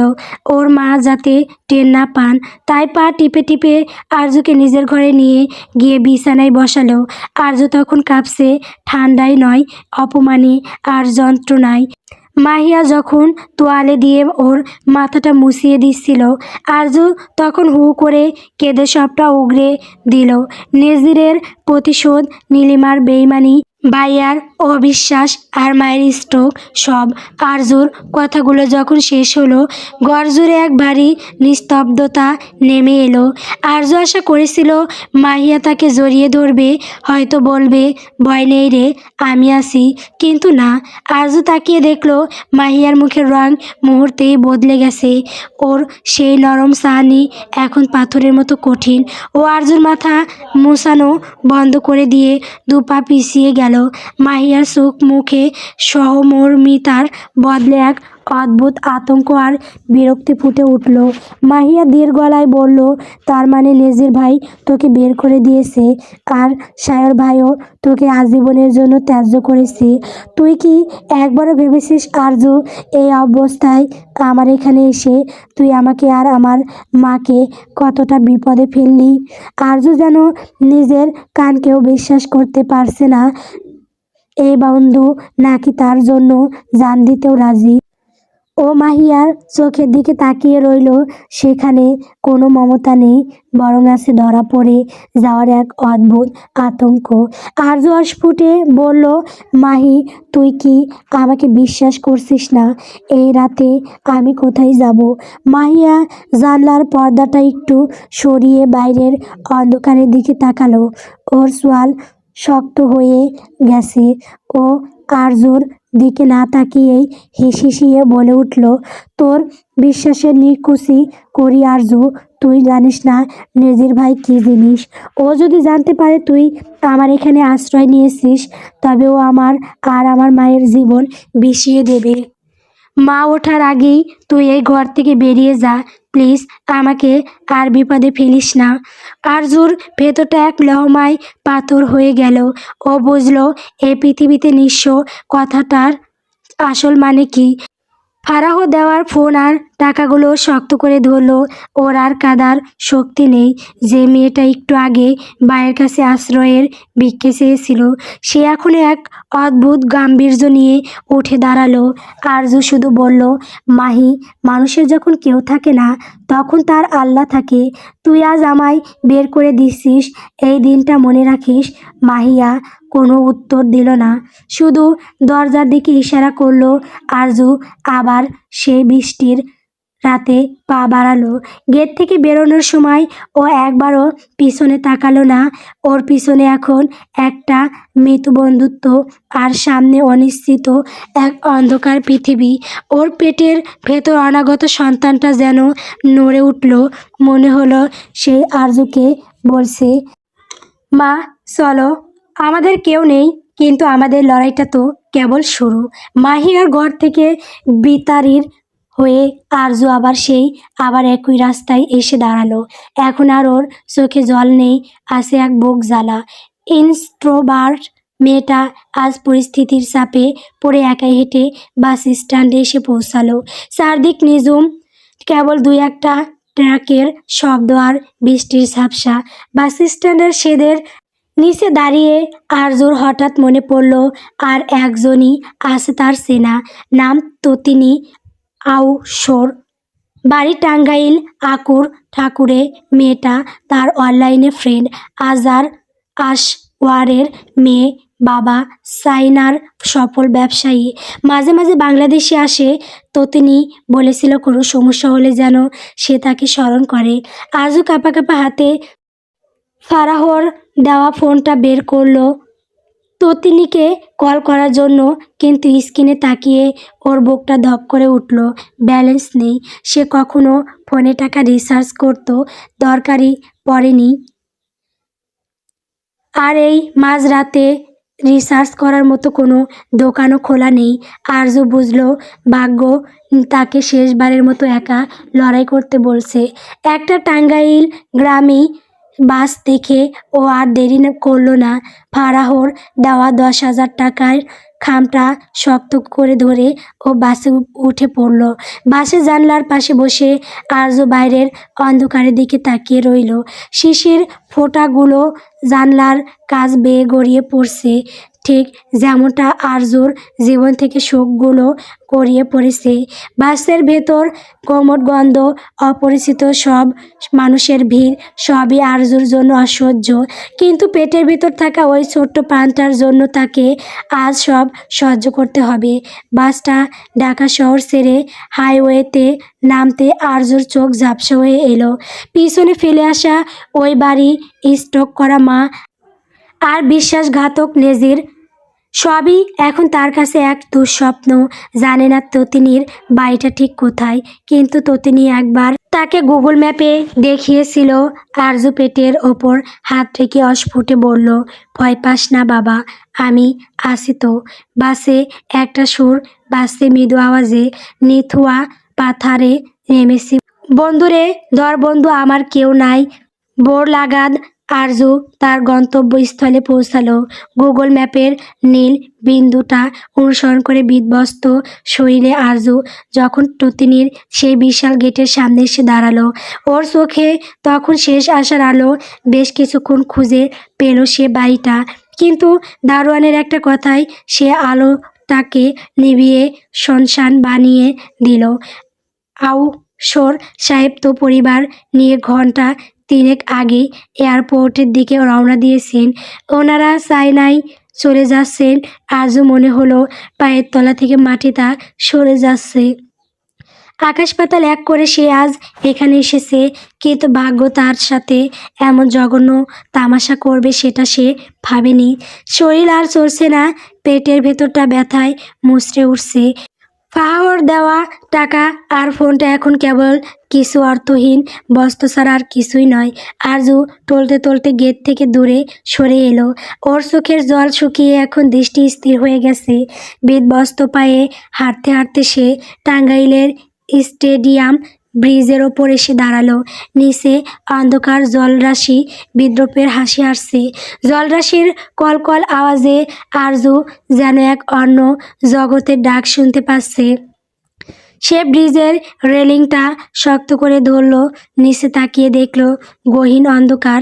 ওর মনে হলো এই পৃথিবীতে ওর মতো অনাথ আর কলঙ্কিতার জন্য কোনো জায়গা নেই। মা নিথুর হয়ে পড়ে আছেন, ভাই তাকে ঘৃণা করে বের করে দিয়েছে, প্রাণের বান্ধবী বেইমানি করেছে, আর শেষ আশ্রয় ততিনীও আজ ধরাছোঁয়ার বাইরে।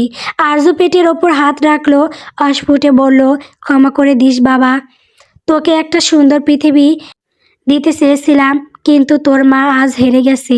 এই নিষ্ঠুর সমাজ তোকে জারজ বলে ছিঁড়ে খাবে, তার চেয়ে চল আমরা দুইজন শান্তিতে ঘুমিয়ে যাই। আরজু রেলিংয়ের ওপর পা রাখলো। সে চোখ বুঝলো নিজিরের সেই পৈশাচিক হাসি আর সাইরোরের ঘেন্না ভরা কণ্ঠস্বর শেষবারের মতো ওর কানে প্রতিধ্বনিত হলো। যখন আরজু নিজেকে অন্ধকারের দিকে ছেড়ে দিতে যাবে, দিল, কি হলো তোর সেই অন্ধ ভালোবাসার? কি হলো তোর সেই সব গর্বের সহিত বলা কথাগুলোর? কোথায় আজ তোর অগাধ বিশ্বাস দিল? ততিনী আরজুর মাথায় হাত দিয়ে জিজ্ঞেস করলো কথাগুলো। তারা এক মুহূর্তে টাঙ্গাইল এমপি পার্কে বসে আছে। আরজু যখন আত্মহত্যা নামক মহা পাপে নিজেকে ঠেলে দিতে যাচ্ছিল, তখনই পিছনে একটা হাত তাকে হ্যাঁচকা টানে নিচে নামায়। আরজু যখন চোখ মেলে তাকায়, নিজের সম্মুখে একটা মেয়েলি অবয়ব আবিষ্কার করে। মেয়েটি আর কেউ নেই, তার অনলাইন ফ্রেন্ড ততিনী আসওর। মেয়েটিকে সে কখনো সামনে দেখেনি, আজ প্রথম দেখছে। তবুও চিনতে কষ্ট হয়নি তার খুব একটা। দিল, তুই এখানে টাঙ্গাইলে কি করছিস? ঢাকা থেকে কার সঙ্গে এসেছিস এইখানে? তো তোর এই অবস্থা কেন? আরজু তটিনীর বুকে আশ্রে পড়ে কেঁদে উঠে হু হু করে। কুয়াশার ঘন চাদর ভেদ করে তটিনীর গাড়িটা স্টেডিয়াম ব্রিজের ওপর দিয়ে ধীরগতিতে এগোচ্ছিল। বাবার অত্যন্ত গুরুত্বপূর্ণ মিটিংয়ের ফাইলটা বাসায় ফেলে আসে তাকে। এই সাত সকালে আবার ফিরতে হয়েছে। আজ তার বাবারও 4 ঘন্টার মাঝে মিটিং আছে, তাই তনুনি বাবাকে আগে চলে যেতে বলে নিজে আবার ফিরে আসে। পুরো শহর তখনও ঘুমের ঘরে আচ্ছন্ন, চারপাশ নিস্তব্ধ। কুয়াশার কারণে সামনের রাস্তাটা ঠিকঠাক দেখাও যাচ্ছে না। হঠাৎ ব্রিজের মাঝ বরাবর গাড়ি পৌঁছাতেই তটিনীর চোখ আটকে যায় রেলিংয়ের দিকে। অস্পষ্ট অবয়ব, কিন্তু একটু কাছে যেতেই তটিনীর বুকের ভেতরটা দপ করে উঠল। লাল বেনারসি পরা এক নারী মুহূর্তে রেলিংয়ের ওপাশে দাঁড়িয়ে আছে। দৃশ্যটা অবলোকন হতেই তার মনে একটা প্রশ্ন আসে প্রথমে, বিয়ের সাজে কেউ এই নির্জন ভোরে এখানে কেন? তটিনী সাধারণ অবস্থায় অন্যদের ঝামেলায় জড়াতে যায় না। কে মরলো কে বাঁচলো তাতে তার কোনো যায় আসেও না। কিন্তু এই মেয়ে অবয়বের দিকে তাকিয়ে ওর দৃষ্টি থমকে যায়। কেন জানি মনে হলো এই মানুষটাকে ও খুব চেনে। কুয়াশা কাটিয়ে আবারও কয়েক পা এগোতেই ততুনি চিৎকার করে উঠল, দিল, তুই এখানে? ততুনি আর এক মুহূর্ত দেরি না করে গাড়ি থেকে ছুটে গিয়ে আরজুর হাত ধরে হ্যাঁচকা টানে নিচে নামিয়ে আনে। আরজু ততিনী ওকে প্রায় ঝাপটে ধরে নিজের গাড়ির দিকে নিয়ে এলো। আরজুর ঠান্ডা হয়ে যাওয়া শরীরটা গাড়ির পিছনের সিটে বসিয়ে হিটারটা বাড়িয়ে দেয় সে। ততিনীর মাথায় তখন হাজারটা প্রশ্ন ঘুরছে। ঢাকা থেকে আরজু এখানে কিভাবে এলো? আর এই বিয়ের সাজই বা কেন? কিন্তু আরজুর বিধ্বস্ত অবস্থা দেখে ততুনি বুঝল এখন প্রশ্ন করার সময় নয়, আগে ওকে নিরাপদ জায়গায় নিতে হবে। ততুনি স্টিয়ারিং ঘোরালো। বাবার ফাইল আর মিটিংয়ের কথা যেন এক নিমেষেই মাথা থেকে উধাও হয়ে যায়। ততুনি স্তব্ধ হয়ে স্টিয়ারিং ধরেছিল, ওর নজর সামনের কুয়াশাচ্ছন্ন রাস্তায়। সে আরজুকে একটা প্রশ্নও করেনি, কিন্তু আরজুর ভেতরের জমানো লাভা যেন আগ্নেয়গিরির মতো ফেটে বের হতে চাইছিল। আরজু খুব নিচু ভাঙা গলায় এক নাগাড়ে সব বলে গেল। নেজিবের সেই পৈশাচিক প্রতিশোধ, নিজের পরিবারের ঘেন্না, আর সব শেষে তার কলিজার বন্ধু মাহিয়ার সেই কুকুরের মতো তাড়িয়ে দেওয়া। কিছুই বাদ রাখল না সে। বলা শেষ করে আরজু গুটিসুটি মেরে জানলার পাশে বসে রইল। ও মনে মনে ধরে নিয়েছে এবার ততিনী গাড়ি থামাবে, তারপর মাহিয়ার মতো দরজা খুলে বলবে, নেমে যা আরজু, তোর মতো ঝামেলা আমি আর রাখতে পারবো না। ততিনী দীর্ঘক্ষণ কোনো কথা বলল না। ওর নীরবতা আরজুকে তিলে তিলে মারছে।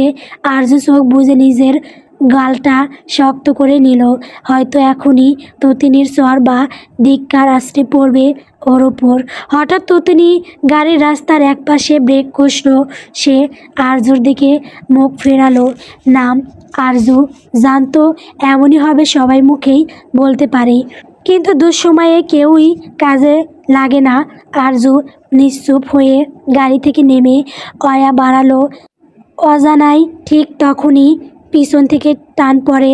আরজু অবাক হয়ে পিছনে তাকাতেই দেখে ততুনি তার হাত চেপে ধরে আছে। এই সাগর, কোথায় যাচ্ছিস?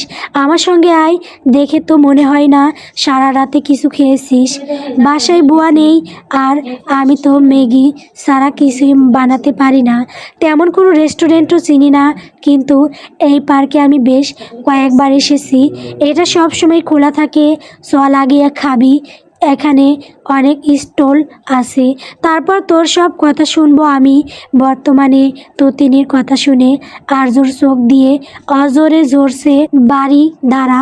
ততুনি ভুল কিছু বলেনি, সে সবসময় গর্ব করত নিজেকে নিয়ে। একদিন ততিনী বলেছিল অধিক ভক্তি চোরের লক্ষণ, কিন্তু বোকা আরজু সেদিন ততিনীর কথার প্রতিবাদে কতই না রাগারাগি করেছে তার সঙ্গে।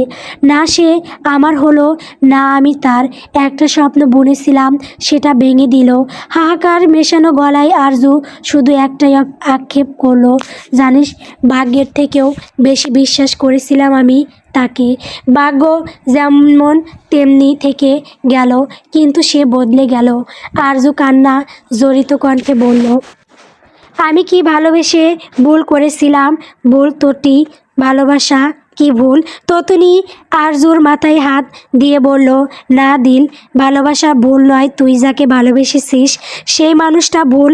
আমার বাচ্চাটার কি হবে? ওর তো কোনো পরিচয় থাকলো না, আমারও তো কোনো আশ্রয় থাকলো না। মৃত্যু ছাড়া তো আমার কোনো রাস্তা খোলা নেই ততি। কথাটা শেষ হতেই আরজুর গালে সজোরে থাপ্পড় পড়ল।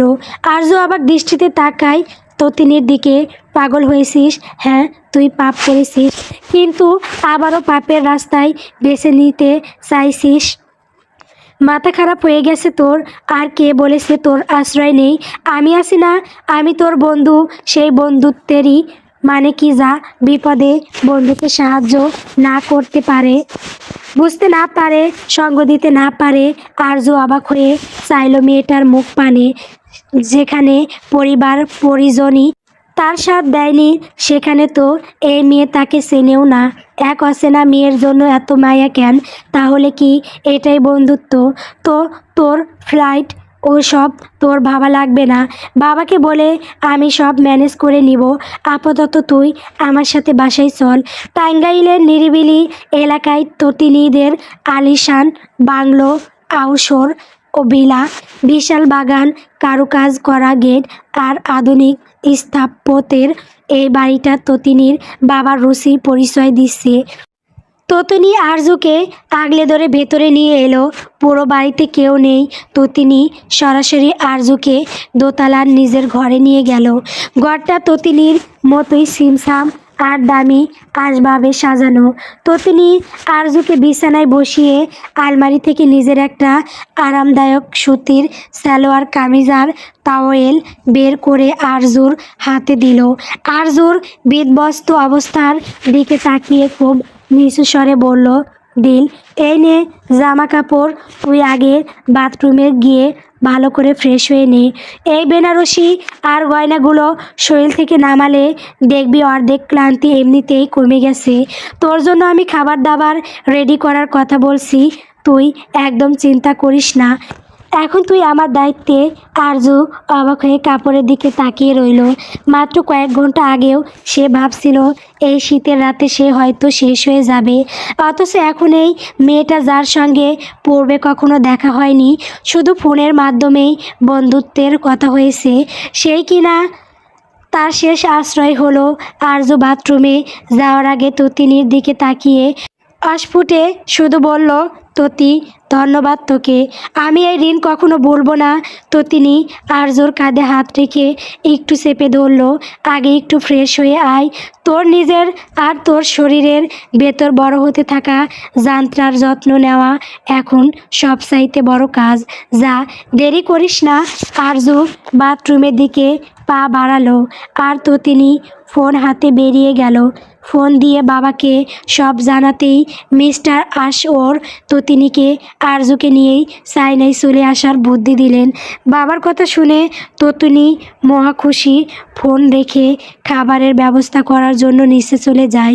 আরজু ফ্রেশ হয়ে বাইরে আসতেই চোখ গাছ, টি টেবিলে থরে থরে ফলমূল আর স্ন্যাকস সাজানো। ততিনী আরজুর দিকে তাকিয়ে বলল, নে সব খেয়ে নে। এমা, আমি এত খেতে পারবো না। পার্কেই তো খাওয়ালি, থাপড়িয়ে গাল লাল করে দিব। বেয়াদব, খেয়ে নে বলছি। আচ্ছা আচ্ছা। খাওয়ার মাঝে আরজু ততিনীর দিকে তাকিয়ে জিজ্ঞেস সুরে বলল, চায়না যাওয়ার কি হবে? ওটা তো যাবই। আচ্ছা, একটা কথা বল, তোর পাসপোর্ট কোথায় আছে? বাড়িতে। তোর কাছে ফাহার কোনো কন্ট্যাক্ট নাম্বার আছে? আছে, ওকে টেক্সট দে। তোর পাসপোর্ট সহ যাবতীয় যা লাগবে আমরা ওই বাড়ি থেকে নিয়ে আসবো। তুইও যাবি আমার সঙ্গে, চাই না? খাবার শেষ হতেই ততিনী আরজুর মাথায় হাত দিয়ে বলল, একটু ঘুমা, ভালো লাগবে। আরজুও কিছু বলল না, চুপচাপ শুয়ে পড়ল। সত্যি তার ঘুমের অনেক প্রয়োজন, কাল থেকে কম ধকল তো যায়নি তার উপর। দিল, তুই কি আমাকে ভালোবাসিস না? নেজিরের কথায় আরজু দিশেহারা হয়ে পড়ে। সে আরজু জুনায়েদ খান দিল, জুনায়েদ বংশের একমাত্র মেয়ে। যখন থেকে ভালোবাসা বুঝেছে তখন থেকেই নেজির জাওয়াদ খান অর্থাৎ তার আপন চাচাতো ভাইকেই ভালোবেসেছে। প্রথম প্রথম নেজির আরজুর দিকে খেয়াল দিত না, কিন্তু আরজু যখন ক্লাস 10-এ উঠে তখন থেকে নেজিরের ভাবভঙ্গি বদলে যায়। সে আরজুর থেকে বেশি বড় না, 4 বছরে বয়সের তফাৎ। আরজুকে নিয়ে নেজির প্রচুর পসেসিভ হয়ে যায়। হঠাৎ করে ভালোবাসার মানুষের কেয়ার পেয়ে আরজু সাহস আরও দ্বিগুণ হয়ে যায়। তাই একদিন সাহস করে আরজু নেজিরকে প্রপোজ করে ফেলে। সে ভেবেছিল প্রতি উত্তরে হয়তো থাপ্পড় পড়বে কষে একটা আরজুর গালে, কিন্তু না, কিছুই হলো না তেমন। আরজুকে অবাক করে নেজির তাকে নিজ আলিঙ্গনে আবদ্ধ করে নেয়। তখন থেকে শুরু হয় তাদের প্রণয়ের গল্প। আরজুকে প্রতিদিন কিছু না কিছু করে নেজির স্পেশাল করাতো। এভাবেই কেটে যায় 3 বছর। আরজু অ্যাডমিশন পরীক্ষায় পাশ করে জগন্নাথ বিশ্ববিদ্যালয়ে ক বিভাগে চান্স পায়। এরপর থেকেই নেজির তাকে সবসময় বলতো তারা খুব শীঘ্রই বাসায় সব বলে বিয়ে করে নিবে। এরই মাঝে একদিন বাড়ির সবাই গ্রামে যায় এক আত্মীয়র বিয়ে খেতে, কিন্তু ক্লাস টেস্ট থাকায় আরজু যেতে পারেনি। সাথে নিজেরও থেকে যায়। সে রাতে ভীষণ বৃষ্টি, তাই পরিবারের কেউই বাড়ি ফিরতে পারছিল না। সেই রাতেই নিজের এক ভয়ঙ্কর আবদার করে বসে আরজুর নিকট। আরজু প্রত্যাখ্যান করতে চায়। তখন শুরু হয় ইমোশনাল ব্ল্যাকমেইল। আরজু কাঁপা কাঁপা গলায় বলে, নিজের ভাই, দোহাই তোমার, বিয়ের আগে এসব ঠিক না, আমরা তো বিয়ে করবই, একটু ধৈর্য ধরো। নেজির তাচ্ছিল্যের হাসি দিয়ে আরজুর চিবুকটা শক্ত করে ধরে। ধৈর্য? 4 বছর ধরে ধৈর্য ধরছি দিল। আজ যদি তুই আমাকে ফিরিয়ে দিস তবে বুঝবো তুইও বাবার মতো আমাকে অবিশ্বাস করিস। বিশ্বাস করিস না? আমি তো তোকে বিয়ে করব বল দিল, কিন্তু তোর ফিরিয়ে দেওয়াই আমার মনে হবে। তুই আমাকে বাবার মতো বিশ্বাসের যোগ্য ভাবিস না, আর এই ভাবনা নিয়ে আমি থাকতে পারবো না। আমি কালই এ বাড়ি ছেড়ে চিরতরে চলে যাব। সরল আরজু সেদিন ভয় পেয়ে যায়। নিজেরকে হারানোর ভয় তাকে অন্ধ করে দেয়। সে বুঝতে পারেনি যে মানুষটা ভালোবাসার দোহাই দিয়ে তার সর্বস্ব চাইছে, সে আসলে ভালোবাসার নামে এক পৈশাচিক প্রতিশোধের জাল বিছিয়ে রেখেছে। সেই বৃষ্টির রাতে নিজের সেই ভয়ঙ্কর আবদারটাই আজ আরজুকে এই নিঃস্ব অবস্থায় দাঁড় করিয়ে দিবে। সেই রাতে আরজু তার সবটুকু বিশ্বাস তুলে দিয়েছিল যে মানুষটার হাতে, সেই মানুষটাই আজ তাকে নষ্ট বলে নর্দমায় ছুঁড়ে ফেলেছে। আরজুর চোখের কোণ বেয়ে তপ্ত অশ্রু গড়িয়ে পড়ল অতীতের কথা ভেবে। চোখ মেলে চারিপাশে পর্যবেক্ষণ করে বুঝল রাত হয়ে গেছে। ক্লান্তিতে কতক্ষণ ঘুমিয়েছে তার ঠিক নেই কোনো। তো তিনি খাবার অর্ডার করে ঘরেই নিয়ে আসে। দিল, ডিনার করে নে। দুজনেই খেয়ে নে চুপচাপ। আরজু মেয়েটাকে যত দেখছে তত অবাক হচ্ছে। সে সত্যি এমন বন্ধু পেয়ে ভাগ্যবান। এই তো তিনি সত্যি আছে। হ্যাঁ, আরজুর মতো ইনসিডেন্ট নয়, কিন্তু এমন একজন অনলাইন ফ্রেন্ড। এবং এই তো তিনির বর্ণনা বাস্তবতা থেকে দিচ্ছি আমি, না হলে আজকাল বন্ধুত্ব নিয়ে এত কে ভাবে? খাওয়া শেষে তো তিনি জিজ্ঞেস করলো, বলেছিস তোর ওই কাজিনকে? না বলছি, দাঁড়া বলে আরজু ফোনটা হাতে নিয়ে দেখলো ফাহারাই তাকে অনেকগুলো মেসেজ দিয়ে রেখেছে। ফারাহ সঙ্গে বেশ কিছুক্ষণ কথোপকথনের পর আরজু ফোনটা রেখে ততিনীর দিকে তাকিয়ে বলল, আমি একটু ছাদে যেতে চাই, খোলা আকাশের নিচে কিছুক্ষণ একা থাকতে চাই। ততিনী বাধা দিল না ওকে। আরজু তস্ত পায়ে হেঁটে গেল, সিঁড়ি ভেঙে ছাদে উঠে রেলিংয়ের কিনারায় দাঁড়িয়ে দেখল আজ আকাশে পূর্ণ চাঁদ উঠেছে। আগে যখনই চাঁদ পূর্ণরূপে উদয়মান হতো তখনই সবার চোখ ফাঁকি দিয়ে আরজু ছাদে যেত নিজের সঙ্গে। দুজন হাতে হাত রেখে চাঁদের দিকে তাকিয়ে কত শত কল্পনার জগৎ বুনেছে, কিন্তু আজ সে সব কিছুই মিথ্যে। আরজু ধরা গলায় বলল, ওহে প্রেমিক পুরুষ, তুমি নিখুঁত খুনি। এমনভাবে বাংলা আমাকে যার শব্দ কেউ শুনল না, এমনভাবে মারলা আমাকে যা কেউ দেখলও না। বরাঙ্গবর তার কানে নিজের তার চরিত্র নিয়ে বলা সেই তীক্ষ্ণ কথাগুলো বাজছিল। আরজু আসমানের দিকে তাকিয়ে অশ্রু বিসর্জন দিয়ে বিড়বিড় করলো, আমি না হয় ছিলাম সীমাহীন, তাই বলে তুমি অপবাদ দিলে চরিত্রহীন। নেজির ভাই, ওই নিষ্পাপ চেহারা দেখে যে আমার কখনো লাগেনি তোমার ভালোবাসা মিথ্যা অভিনয় ছিল। প্রেম যদি সাজসজ্জা দেখে বোঝা যেত তাহলে ইবলিশকে সব থেকে বড় প্রেমী বলা হতো। আরজু ফিরে তাকিয়ে দেখল ততিনী দাঁড়িয়ে আছে। ততিনী রেলিংয়ের পাশে দাঁড়িয়ে আকাশ পানে চেয়ে বলল, রূপ দেখে ভেতর বোঝা যায় না, তাই তো প্রবাদে বলে, যা চোখে দেখা যায় তা সব সময় সত্য হয় না দিল। আরজু পেটে হাত রেখে নিজের ভেতরে বড় হওয়া প্রাণটার কথা ভেবে বলল, আমি দূরে চলে যাব নেজির ভাই, তোমার শহর থেকে দূরে চলে যাব, কিন্তু ফিরে আসার জন্য যাব। আমি ফিরে আসব তোমার ধ্বংসের অশ্রু নিয়ে। আমার সন্তানকে আমি আমার পরিচয়ে বড় করব, না ওই জাওয়াদ বংশের পরিচয়ে, আর না জুনাইদ বংশের পরিচয়ে। ও বড় হবে আরজু বিন দিলের পরিচয়ে। আমি তোর পাশে সবসময় আছি দিল, আর ভবিষ্যতেও থাকবো। তুই থাকবি তো আমার সঙ্গে, গেলে তুইও যাবি, আমি তোকে কখনো ছাড়বো না রে ততি। ততিনী হাসলো তৃপ্তির সহিত, এই জন্যই তো দিল তার জন্য এত দামি। এই বেইমানির সুযোগেও মেয়েটা বন্ধুত্বকে মানে এত, তাই তো সে তার জন্য সব করতে পারবে। সময় বহমান স্রোতের ন্যায় বয়ে চলে আপন গতিতে, কারো জন্য তার কাটা থমকায় না। সেদিনের পর বিষণ্ণতায় পার হয়ে গেছে আরও এক সপ্তাহ। আজ আরজু আর ততিনীর রাতে ফ্লাইট। আরজু যাওয়ার আগে সব ডকুমেন্টস নিয়ে আসবে যে হাউস থেকে। ফারা সবার থেকে লুকিয়ে সব ব্যবস্থা করেছে। শেষবারের মতো আরজু বেঈমানদের মুখগুলো দেখবে। নিজের জীবনের নতুন অধ্যায়ে সে এই মানুষগুলোর ছায়াও মারাবে না। প্রায় কয়েক ঘন্টা জার্নির পর আরজুদের গাড়ি এসে থামে যে হাউসের সামনে। পুরো বাড়ি সাজানো, হয়তো কোনো অনুষ্ঠান হচ্ছে। আরজু মুখে মাস্ক পরে, মাথায় ক্যাপ এবং কালো চশমা লাগিয়ে ভেতরে যাওয়ার উদ্দেশ্য পা বাড়ালো।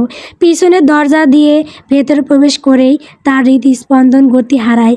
বাগানের এক কোণে মঞ্চ সাজানো হয়েছে, সকলের মুখে হাসির রেশম খেলা করছে। আরজু চোখ স্থির হয়ে যায় মঞ্চে বসে থাকা দুই নারীর উপর। নেজির আর আরিবার বিয়ে পড়ানো হচ্ছে।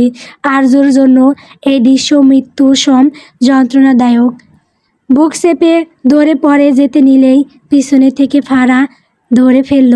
মেয়েটা দূর থেকেই চিনে গেছে তাকে। আরজু আরও দেখল তার জন্মদাত্রী মাকে। রেহেনা বেগমের মুখেও হাসি, আর কিছু দেখতে পারল না। এই বাড়িতে তার কোনো মূল্যই নেই। আরজু ফারাহর হাত থেকে ব্যাগটা নিল, কিন্তু ওর দৃষ্টি আটকে রইল ওই মঞ্চে। তার দৃষ্টি খুঁজল একবার ভাইকে, কিন্তু তার দেখা পেল না। নেজির এখন আরিবার হাতে হাত রেখে কবুল বলছে, যে হাতটা একদিন আরজুকে আগলে রাখার কসম খেয়েছিল, আর সেই হাতটাই অন্য কাউকে আপন করে নিচ্ছে। আরজু আর এক মুহূর্ত সেখানে দাঁড়ালো না। ফারাহকে শেষবারের মতো জড়িয়ে ধরে এই মানুষটাই আছে তার আপন। ধীর পায়ে পিছনের দরজা দিয়ে বেরিয়ে এলো। গাড়িতে ততিনী আগে থেকেই অপেক্ষা করছিল। আরজুকে ফিরে আসতে দেখেও গাড়ির দরজা খুলে দিল। আরজু চোখে এখন আর পানি নেই, আছে এক জমাট বন্ধ বরফের মতো শীতলতা। গাড়ি স্টার্ট দিল ততিনী।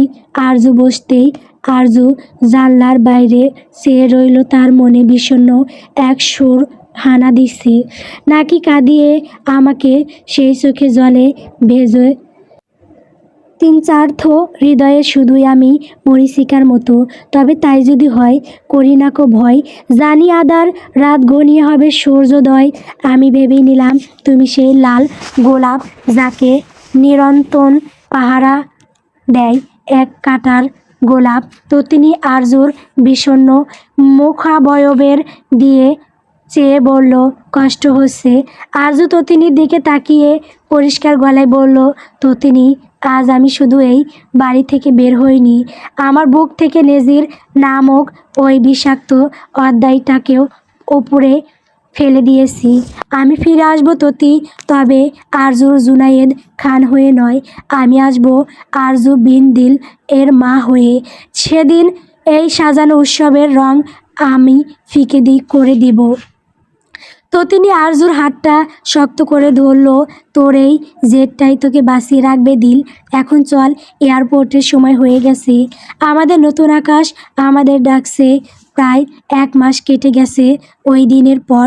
সময়ের স্রোত বয়ে চলেছে নিজ গতিতে।